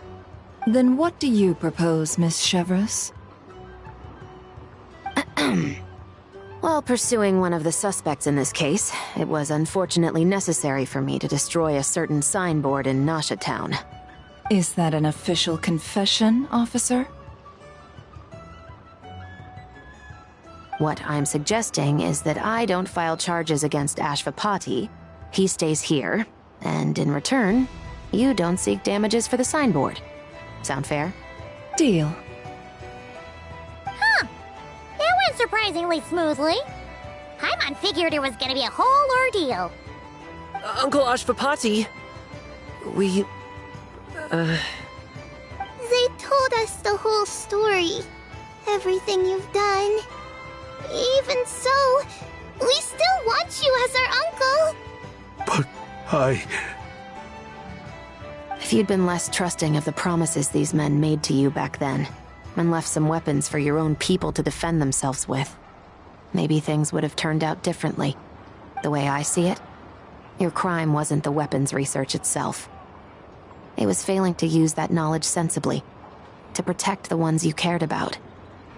Yeah. You're absolutely right. Well then, what are you waiting for? The chance to atone for real is staring you right in the face. Children, from now on, I will protect you with my life. Traveler, Yelan, on behalf of the Fontaine authorities, it has been a pleasure working with you both. I wish you all the best. I have plenty of other business to attend to, so it's probably about time I got going as well. See ya. Looks like you're a free man. I guess, but even if they won't arrest me, I still have a lot to answer for. I joined the Voynich Guild with my own agenda, and nearly ruined their reputation. Are you really gonna let me get away with that? After you joined us, it didn't take me long to find out that you'd lied about nearly everything. Everything except your desert origins. That turned out to be true. I actually consider the desert my home too, so I was interested to learn who the real Ashvapati was. Thanks to the Traveler, I now know the full story. And my, what a story it is. Granted, the final chapter caused us a fair amount of trouble. But hey, sometimes that's the price you pay for a good ending. Are you serious? I mean, obviously I can't let you stay in the guild. Not after all the rules you broke. I completely understand. I'd recommend that you take these kids back to the desert. Why? The desert has been plagued by seemingly endless conflict since as far back as I can remember. But your story offers a glimpse of a different way of life. Maybe there really is hope for peace in the desert. The Sumeru of today is a different world than what it once was. With Lesser Lord Kusanali at the helm, who knows where the possibilities end? Maybe you could rebuild the home these kids once knew. I'm flattered, really. But that was a lifetime ago. I'm sure the sandstorms will have buried any last trace of that oasis by now. Sure, we could put up a few tents and call it a settlement. But what then? It would be a brutally harsh existence. There's no way around it. Where there's Mora, there's always a way. Hello, my dear customer. Why don't you discuss your needs with me? If you can dream it, you can buy it. So Mora is the answer, huh? All right. Say I wanted to buy a hometown for these children. You telling me I can buy that from you? Don't take her so literally. She's just doing her sales pitch. Sure can. Huh? Ta-da! I present to you one magical gemstone created by none other than the renowned mage Alice herself. Simply plant it in the ground and a spring will instantly start growing. Before long, you'll have yourself a fully fledged oasis. And the best part is, it's designed to work flawlessly, even in the most arid and sandiest of deserts. What the? Huh. Looks genuine to me. Goodness. They always say you can find everything at the Not Cry Trade Expo. Turns out it's more than just marketing hyperbole. Still, surely a treasure like this must cost the world. As much as I'd love to buy it, I don't think I'm the kind of clientele you're looking for. Actually, this could be your lucky day. The mage who tasked me with selling this insisted on setting the price herself, and she priced it as whatever keeps the kids happy. Needless to say, I could have found far more lucrative options. But alas, none of them would be worth breaking a promise to a mage over. Whatever keeps the kids happy?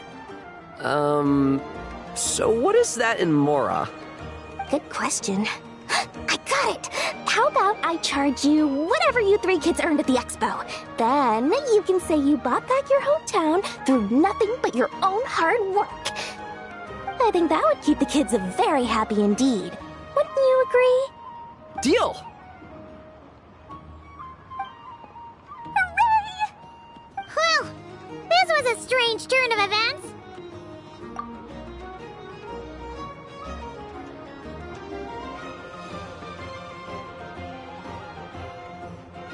I think it's safe to say that this was one of the more memorable trade expos.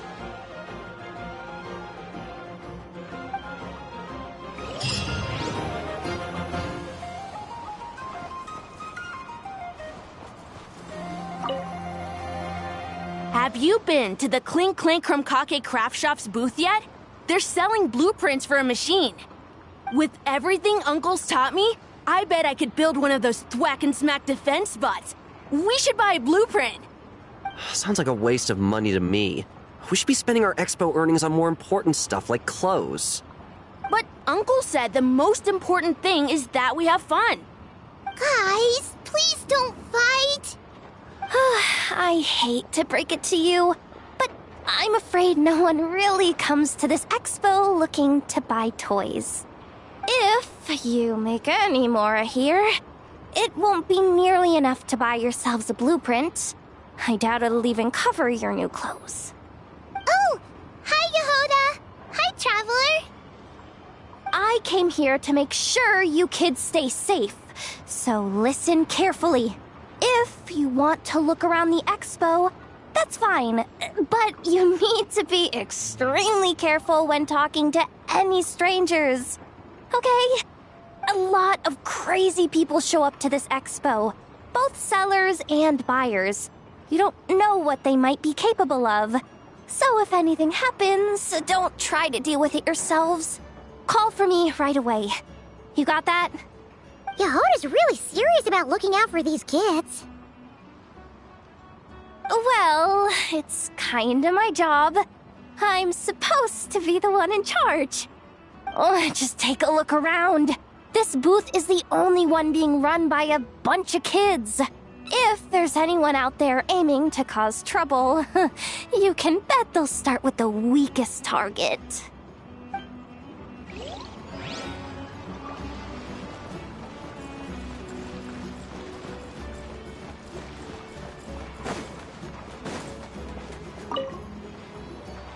Uh-oh. It's Lord Songima Bay! Oh, I wonder what we're in for this time. Well, hello! Is that the Traveler and our dearest Miss Expo Manager Yehoda? You're in luck. I'm offering a whole host of Expo-exclusive discounts. Don't miss out. Paimon's not remotely surprised to see Dory here. This event's practically made for her. Yeah, she attends religiously every year. And she's always the seller who we get the highest number of complaints about. Complaints? Every single mora I make from this expo is 100% legitimate. I've never broken the rules, and my prices are entirely fair. If people regret their purchases and want to grumble about it behind my back, that's not my problem. Paimon can hazard a guess as to why people might be complaining. I know. And every dispute ends in your favor after you've peppered the buyer with 1,000,001 reasons why you're not in the wrong. It's just... Could you maybe not find a way to send every single one of your customers complaining to me this time? I'm begging you, Lord Songema Bay, for me. Please.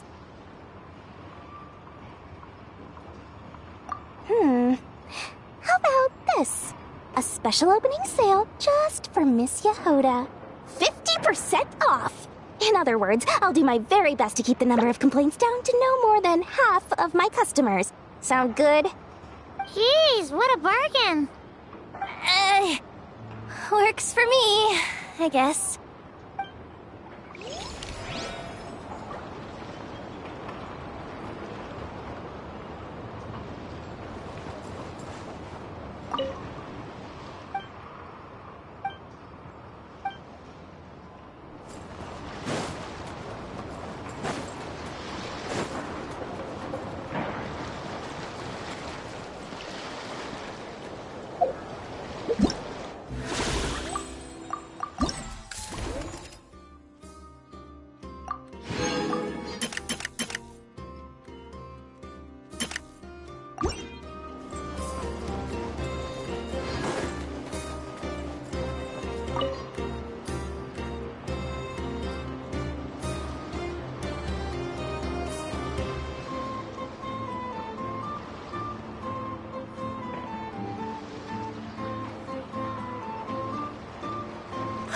It's her! The boss of the Spina di Rosula! Hmm? Huh? Uh-oh. Things are about to kick off. What are you worried about, Yehoda? Shh! Don't you see him over there? Parasol Lady's the head honcho of the Fontanian underworld. Rumor is she pulled the crumbling organization back together and avenged her father with her own hands. Oh, we don't want to get on her bad side. An eye patch over there is a merc captain from Liyue. She has a fleet of her own that sails the seas. Most people know to steer clear. I was worried this expo might not be big enough for the two of them, if you catch my drift. So I kept their booths far apart. Looks like they wound up meeting in the end, though. You don't think they're butting heads already, do you? What am I gonna do? Hey guys! What's up? Oh, hey there, partner in Paimon. Partner? Can't go far in my line of work without hearing about the president of the Spina di Rosula or the champion duelist of the court of Fontaine. Thought I'd make some friends since the opportunity's presenting itself. Plus, now that the travelers arrived, I wonder if these ladies might just agree to coming aboard for a drink. What's the traveler got to do with that? You're too kind, Miss Beto. So, the thing is, over there is a friend of ours. She's managing the expo, and seeing as you're all big shots where you come from, she was worried you might, butt heads. Is that so? Well, I think you can put her at ease. Yeah, and if there's anything we can do to help, just say the word.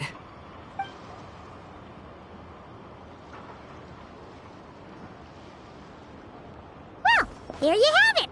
Nothing to worry about. These people are your friends. How is that even possible?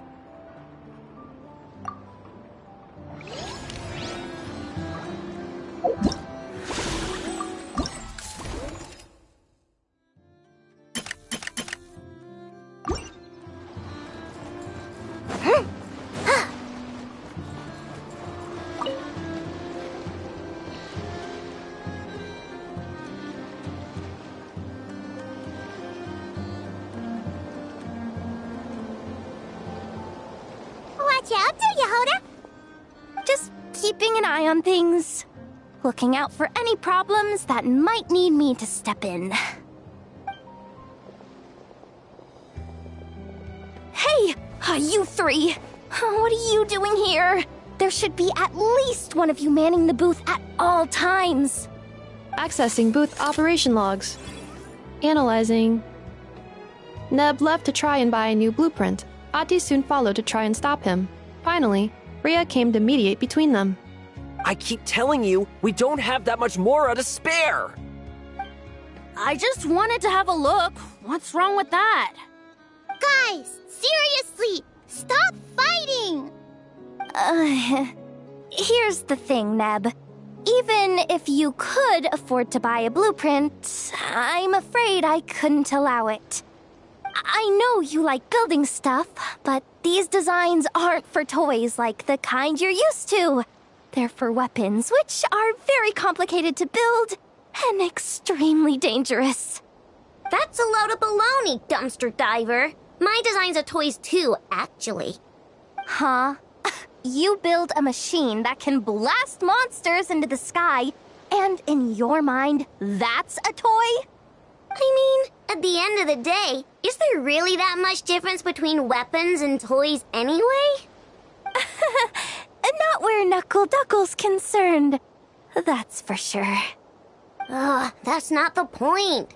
Anyway, you there with the brown hair, you want a blueprint? Yeah! I want to make some thwack and smack defense bots too. I also have some design ideas of my own. And with your bots as the basis, maybe I'll be able to try them out for real. I get it. Your head's so full of ideas you want to bring to life that you can hardly sleep at night. You try eating some snacks to take your mind off things, but it doesn't seem to help anymore. Exactly! But what can I do? I'll never be able to afford one of your blueprints. Well, you must have blueprints for the toys you've made too, right? Let's trade. One of your toys for one of mine. Really? Thank you so much, ma'am! Is it ma'am, or...? It's Boss. Boss of the Clink Clank Krumkake Craft Shop.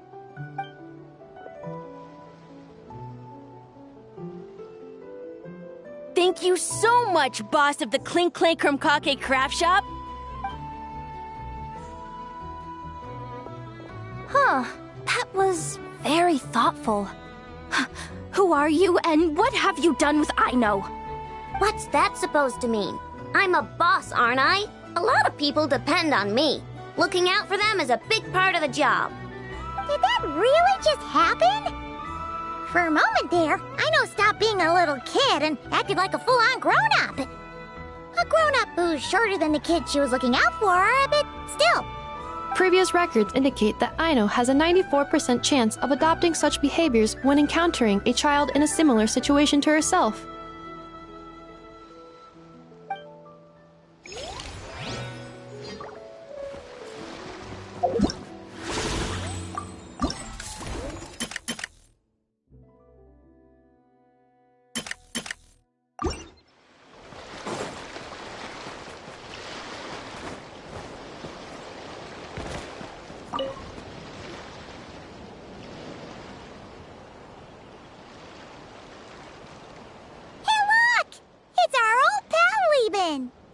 Oh, it's you two!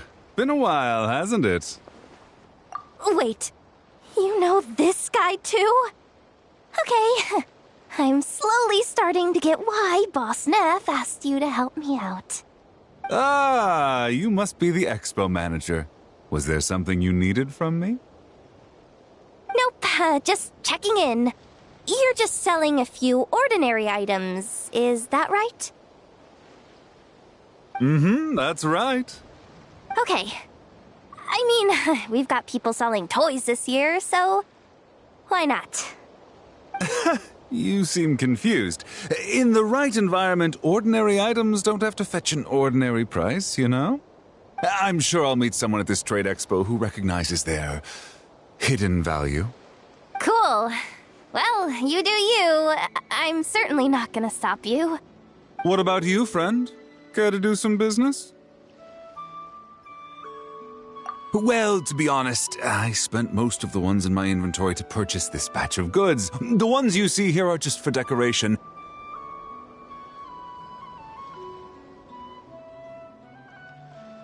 But I'm confident that I can make a killing here, so I'll be sure to make another batch of Box of Marvels should the opportunity arise later.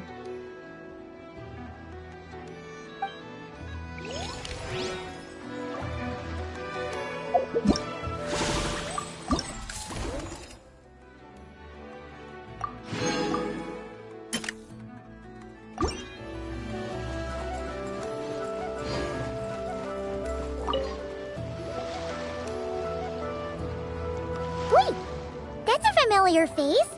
Isn't that Viswava? Why, if it isn't the Traveler. Knew there'd be some big names here. Let's get the official business over with first. Unfortunately, you're the first seller at the expo to receive a complaint. We've received word that the muskets you're selling are a few shots away from turning into scrap. Well, yeah. It's written here plain as day.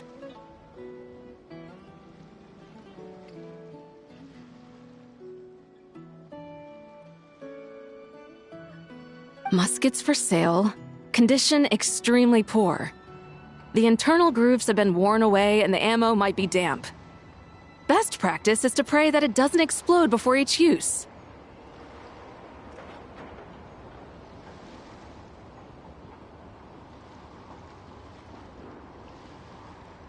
Wait, so you weren't speaking in code to cover your tracks? Code?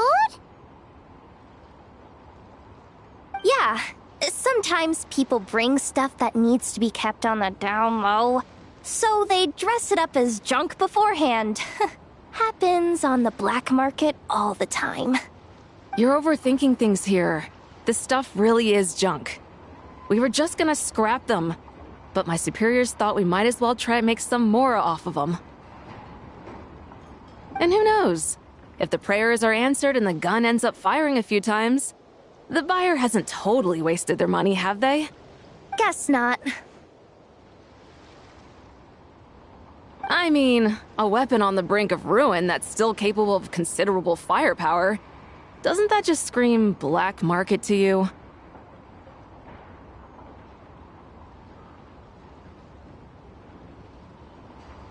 Yeah, but who would buy something like this? Maybe collectors who don't care if it works, and desperados who don't care if it explodes. Fair enough.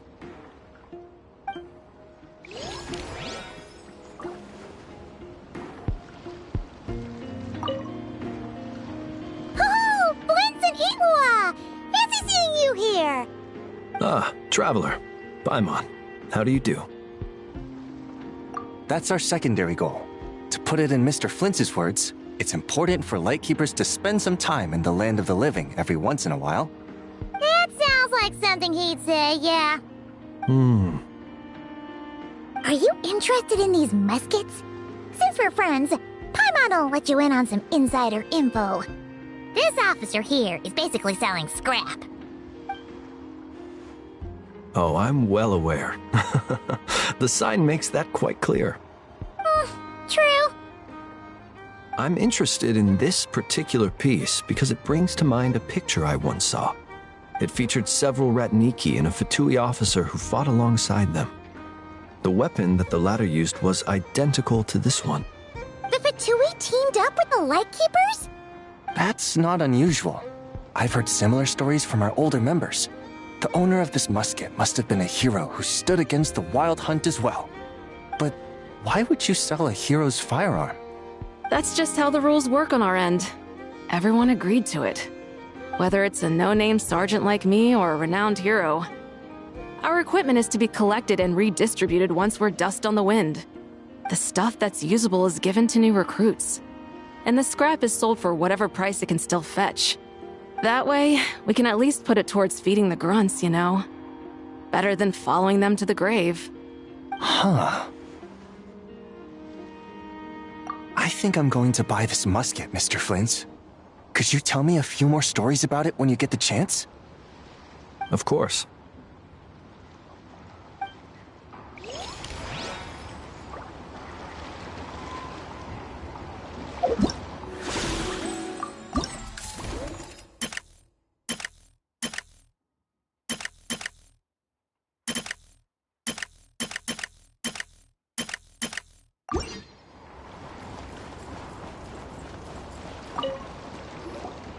Welcome to the Treasure Hoarder booth. The Treasure Hoarders have a booth? Yep, every year. This is the largest legal black market in all of Teyvat. The stuff they dig up is perfect for a place like this. But can one person really represent their entire organization? No way. Treasure Hoarder is just a catch-all title. Their internal structure is crazy complicated. The thing is, the members who'd apply to set up the exhibits used to give themselves ever more highfalutin titles. You know, to boost buyer confidence. Over time, it became an unwritten rule that each expo can only have one Treasure Hoarder booth. The different factions usually duke it out beforehand for the right to take part. To be honest, I see myself as a member of the Fruity Order first, and a Treasure Hoarder second.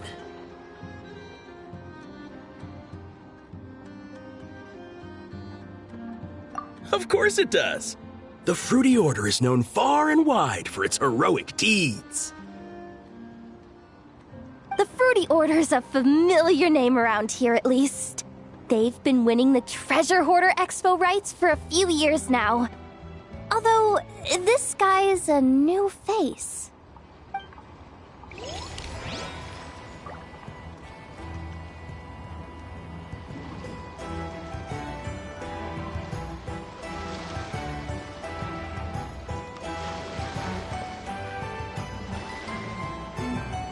Lumia's just too cute!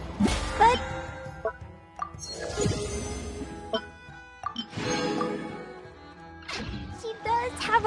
habit of swallowing any shiny thing she lays her eyes on.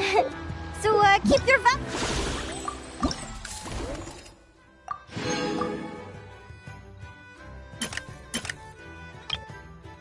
pupils well away, or you might never see them again.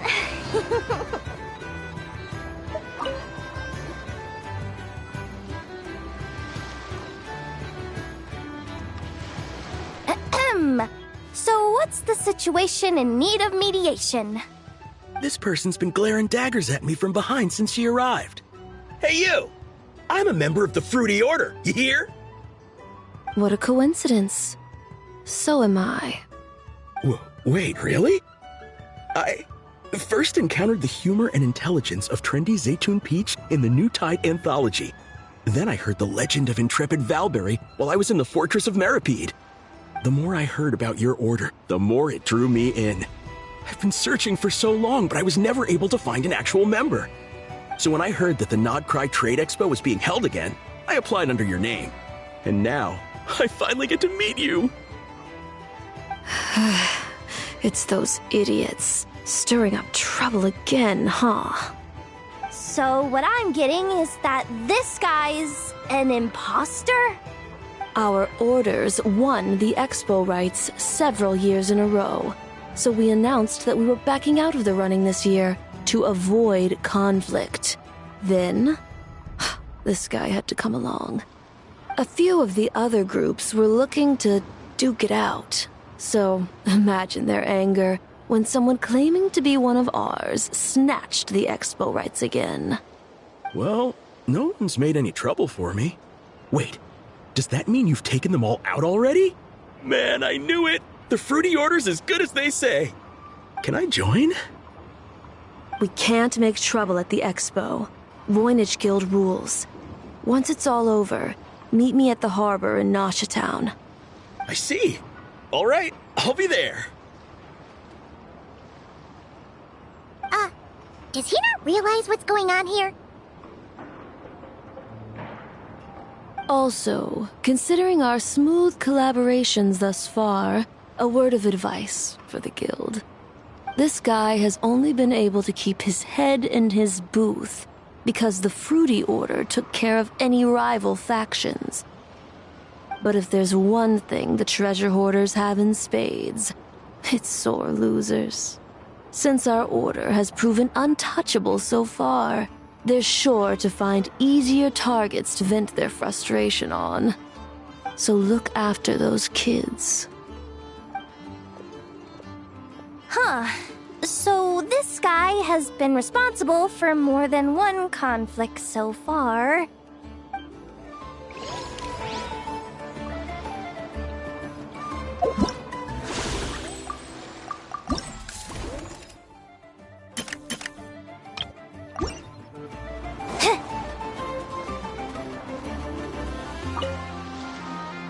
What do you think?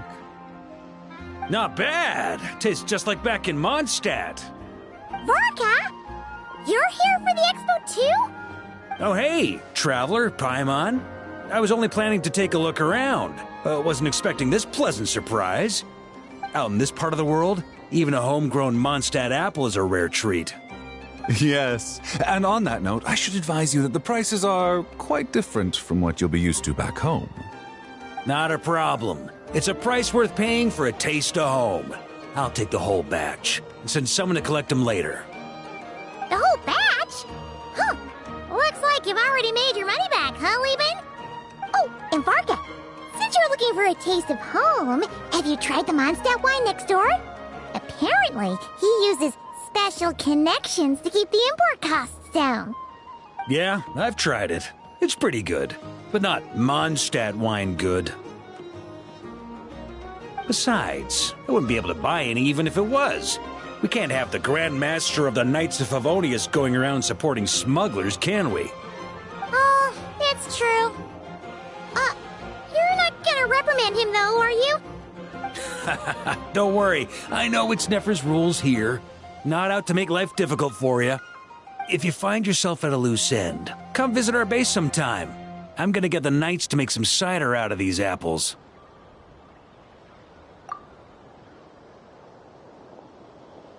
Oh, you're as generous as they say, Grandmaster. Looks like you finally made some real profit. Hey, don't make me sound so incompetent. Though I'll admit, I wasn't expecting to make my money back quite so quickly. Now I can start thinking seriously about my next venture. I'm planning on heading to Snezhnegrad, actually. I hear they're running low on lots of supplies because of Project Stuja. That's a business opportunity if I've ever seen one. With any luck, maybe I'll have the pleasure of seeing you there. Well, good luck out there. Hope you strike it rich.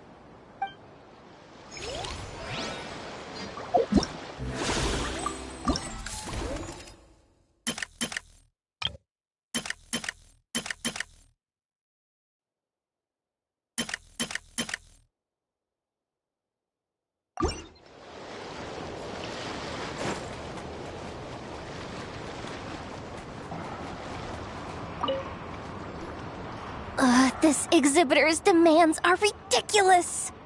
What's wrong? This exhibitor is apparently selling some rare Natlanese artifacts.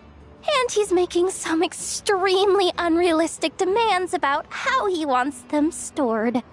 I know the contract says that we're responsible for storage, but I'm sorry. It's unreasonable to expect us to meet these requirements. Unreasonable? These are rare and very fragile historical relics we're talking about. You can't just throw them into a warehouse, okay? They have to be handled with care. Tumaini? Yep, that's Tumaini, all right. So, what exactly do you need? Well, I suppose I can use the assigned warehouse if I really have to. Just don't tell Granny Eatsley about this, please. Whatever Tumaini means, it seems like it carries even more weight than name-dropping Boss Neff.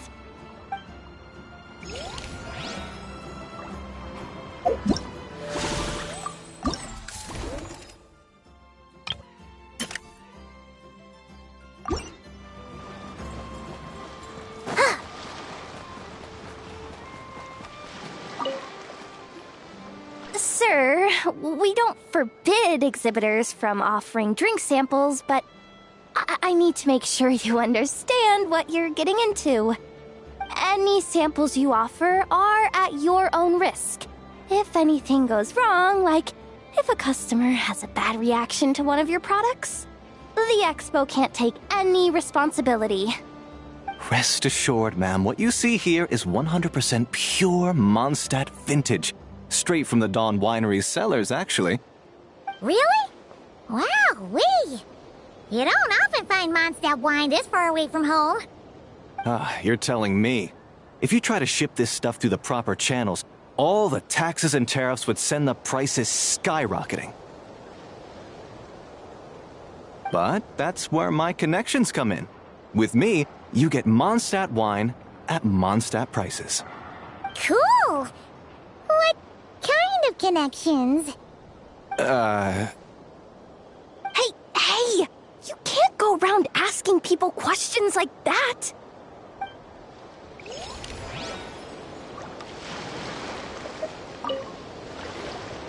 I can't believe you came all this way to investigate me. Still, as a member of this expo, I'm protected by the Voynich Guild. There's nothing you can do to stop me. I know. That's why I'll be taking this up with them directly. It's been a while. What brings you here this time? Are you representing the Dawn Winery, or are you here as Owl? Take your pick. Even Owl would take issue with people smuggling the winery's products. I understand, but please be assured that I would never pit the rules of the Voynich Guild against the interests of the Dawn Winery. Our long-standing collaboration is far too valuable to me for that. No faction exists in Nodcry that can impose their will on everyone else. The rules we have now are a result of the tug-of-war between them all. In any case, I only allowed this gentleman to sell his so-called Dawn Winery vintage here because I'm confident that it poses no threat to our collaboration.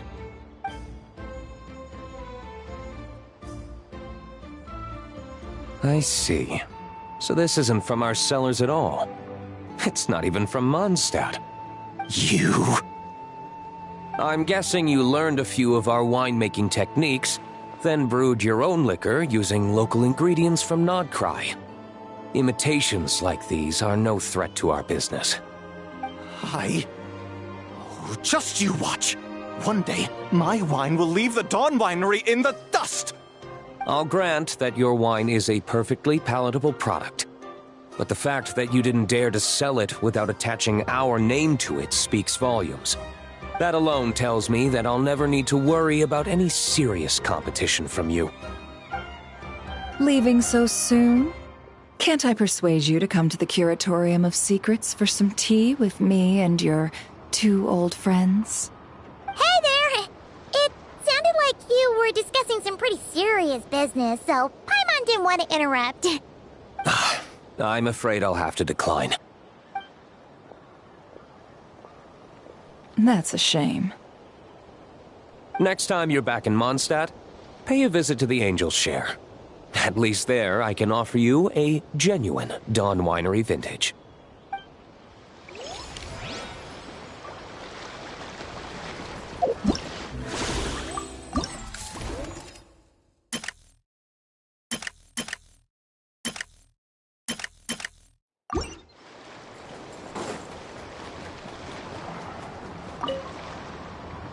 See, Lolly, I've been told that the merchants here are all protected by the organizers. I'm afraid confronting him myself will be more trouble than it's worth. Do I have to do everything myself? Oh, please! Granny Eatsley, have mercy! Chaska! Say, Lolly! What are you, It's a long story. Basically, a few members of the Flower Feather clan brought word from Nodcry that someone was selling Wyob fragments at this expo. Pretty serious stuff. So I brought Seat Lolly here to get to the bottom of it, and hopefully keep things under control. Oh. Okay, well, as it turns out, we've been tasked with mediating any disputes like this. Are you intending to try and stop me? Look, I'm not trying to be difficult, but you don't need me to tell you that our Wyob are not for sale. Wait a second.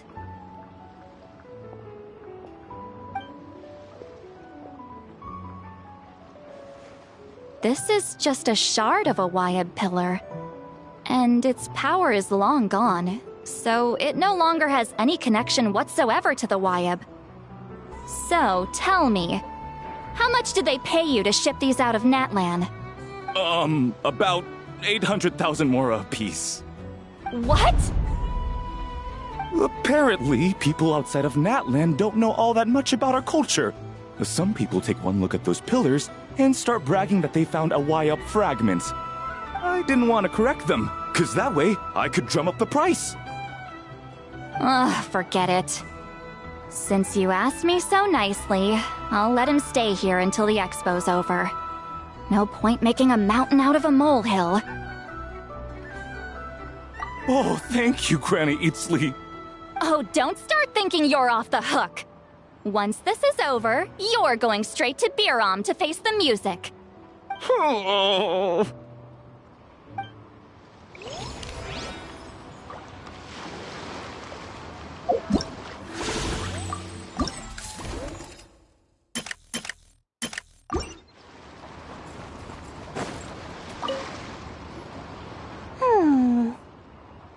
Hey, it's Alice and Nicole!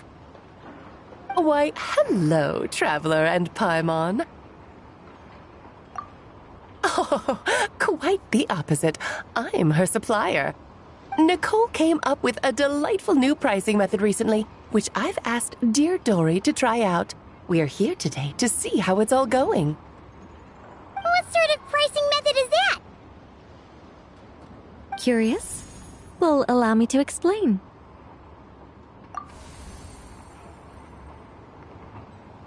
Instead of an amount of mora, you collect courage, kindness, or happiness from the buyer. The key is to make people realize they don't have to be rich.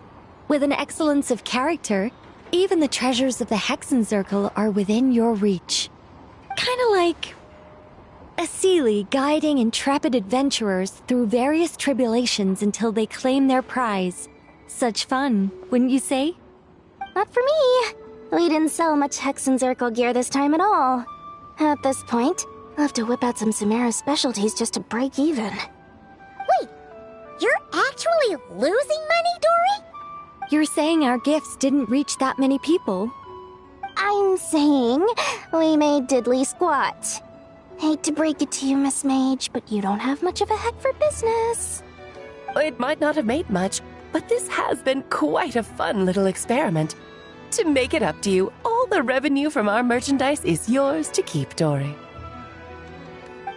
Oh, they don't call you a great mage for nothing, Miss Alice.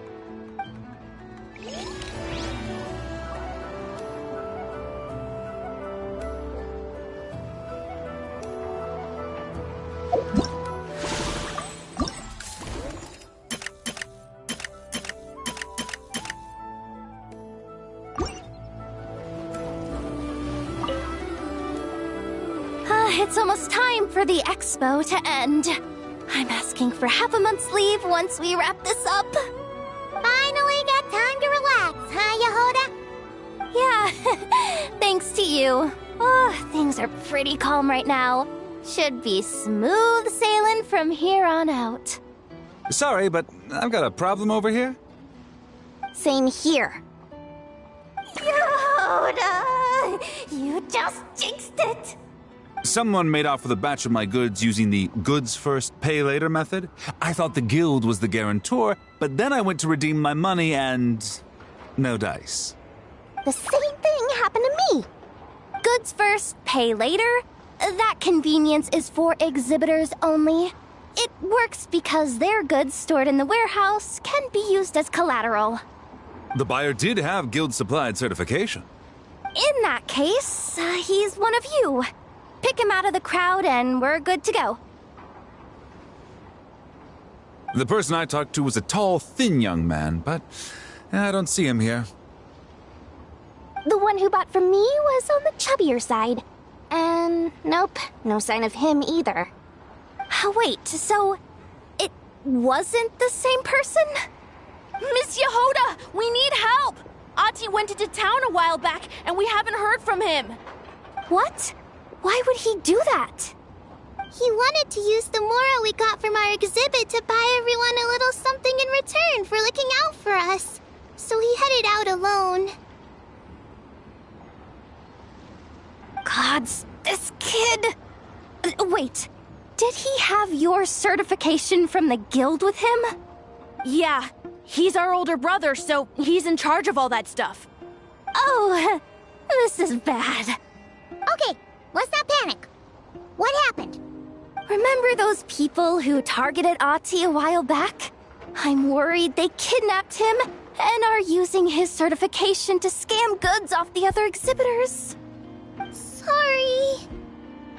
Oh, this isn't your fault. Should we rescue Ati first? But Nod cries huge. Where would we even start? We could go for the goods first, but we're dealing with a group. If they split up, it'll be impossible to nab them. Oh, come on, Yehoda, come on! You promised Boss Nephew to uphold the guild's reputation, and you promised the kids you'd protect them. This is all falling apart. Looks like you're down to your last option, dumpster diver. Oh, right! The Clink Clank Crisis Control Switch! Clank Clank Crisis Control Switch activated. Awaiting orders. Awaiting orders. Awaiting orders. Whoa!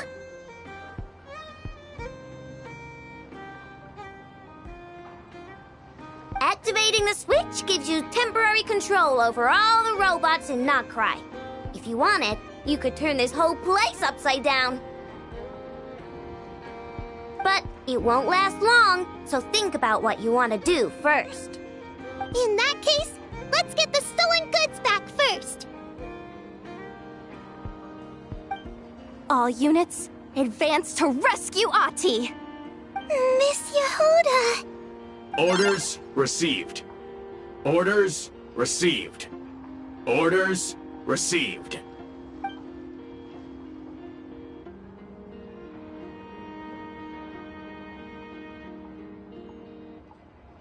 Otzi! You're all right! Sorry. I made you all worry. If anyone should be apologizing, it's those awful people who took you. You just wanted to repay everyone's kindness. They stole my expo certificate. Did that cause trouble for anyone? Let's just focus on one thing at a time. Inventory complete. All goods have been retrieved. See? Told ya. With the Clink Clank crisis control switch, there's no problem in Nogcry you can't handle. With so many bots around, we didn't have to choose between the rescue and getting the goods back. We were able to do both. I know. These kids call me boss, and as their boss, it's my job to protect them. No way I'm letting them get in trouble with the guild. Thanks, boss. Aino's a great person to have on your side, huh? To be honest, I could hug you right now. But I think I'll have that vacation first. Oh, right! I owe you a hot dog, don't I?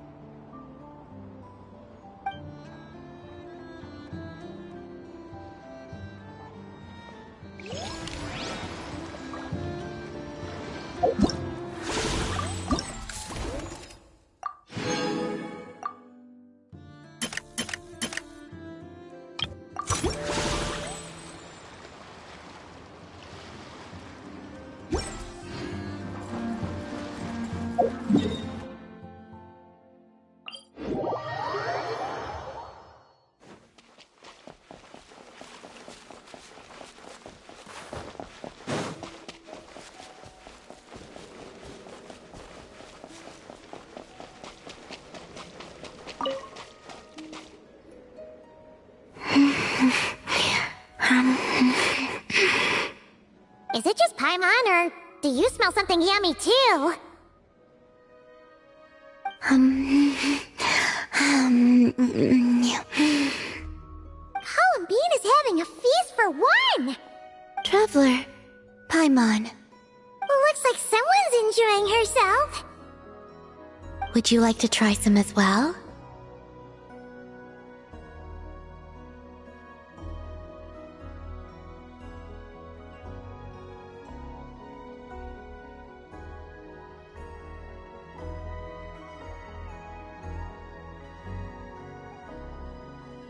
We don't usually see you eating here.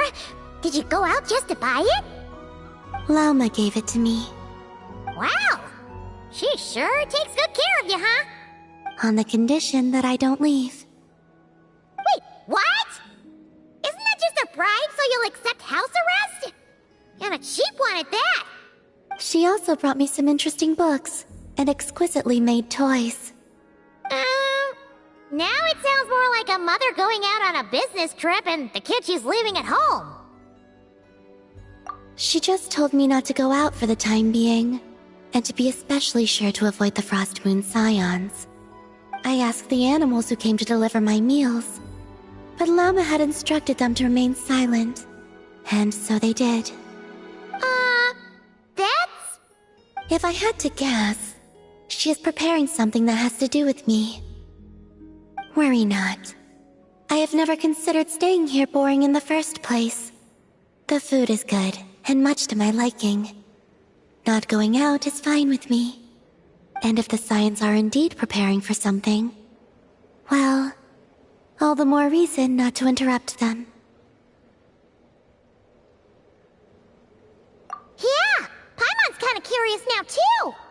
You can, but you should be prepared. She likely knows you'll come to see me, so she may not tell you anything at all.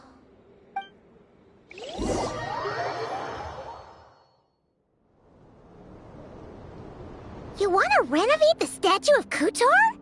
Precisely so. No longer is she the wingless Kutar who could only gaze at the moon beyond the skies in solitude. We witnessed her unfurling her wings, and know she has regained the freedom to live. As such, it is only right that the statue too be restored. That does sound like a good idea. That I have. I spoke to them of the moon goddess's sacrifice, and her return, and of how we stood against the force that pollutes this world with the guidance of that gentle light. Everyone was delighted to hear of her return, so I took the opportunity to convey Columbina's thoughts to them, that she wants to see us as family, and would like us to do the same for her.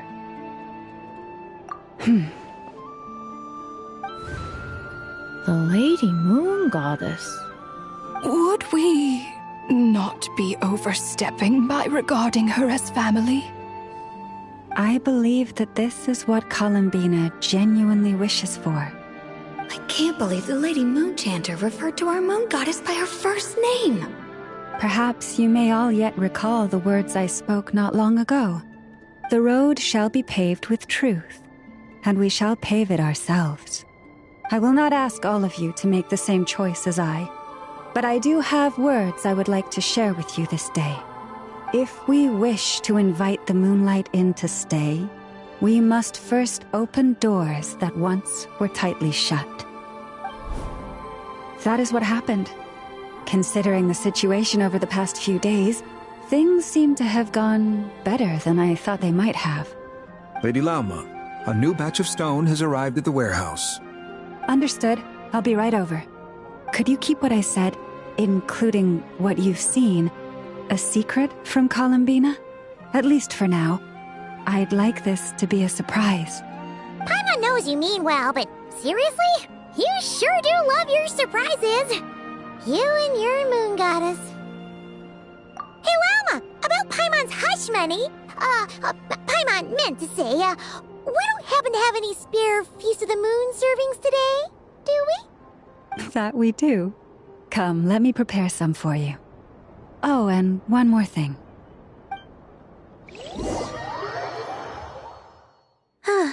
You're back. Guess what, Columbina? You were right. Lauma didn't tell us a thing. So, we'll be keeping you company over the next few days. You just sit tight and keep those expectations high. Expectations for... what exactly? Nothing. We don't know a thing, honest. Very well, then. I look forward to spending the next few days with you.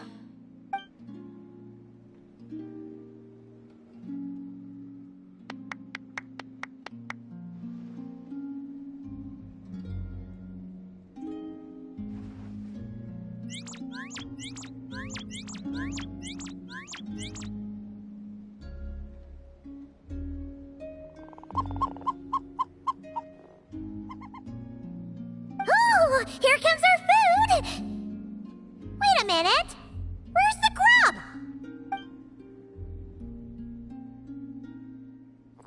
It says, the time has come.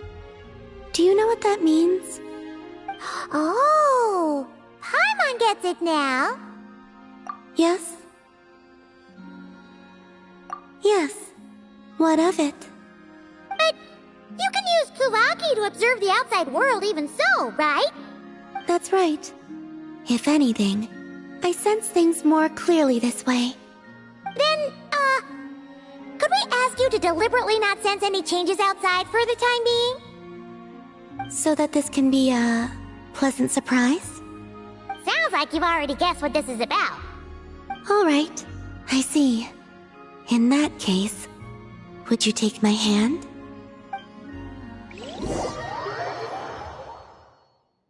Here we are!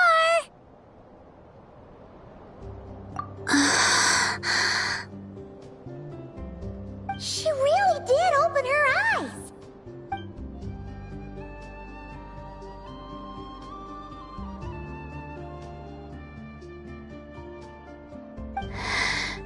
It's beautiful. This pair of wings makes it look all the more complete.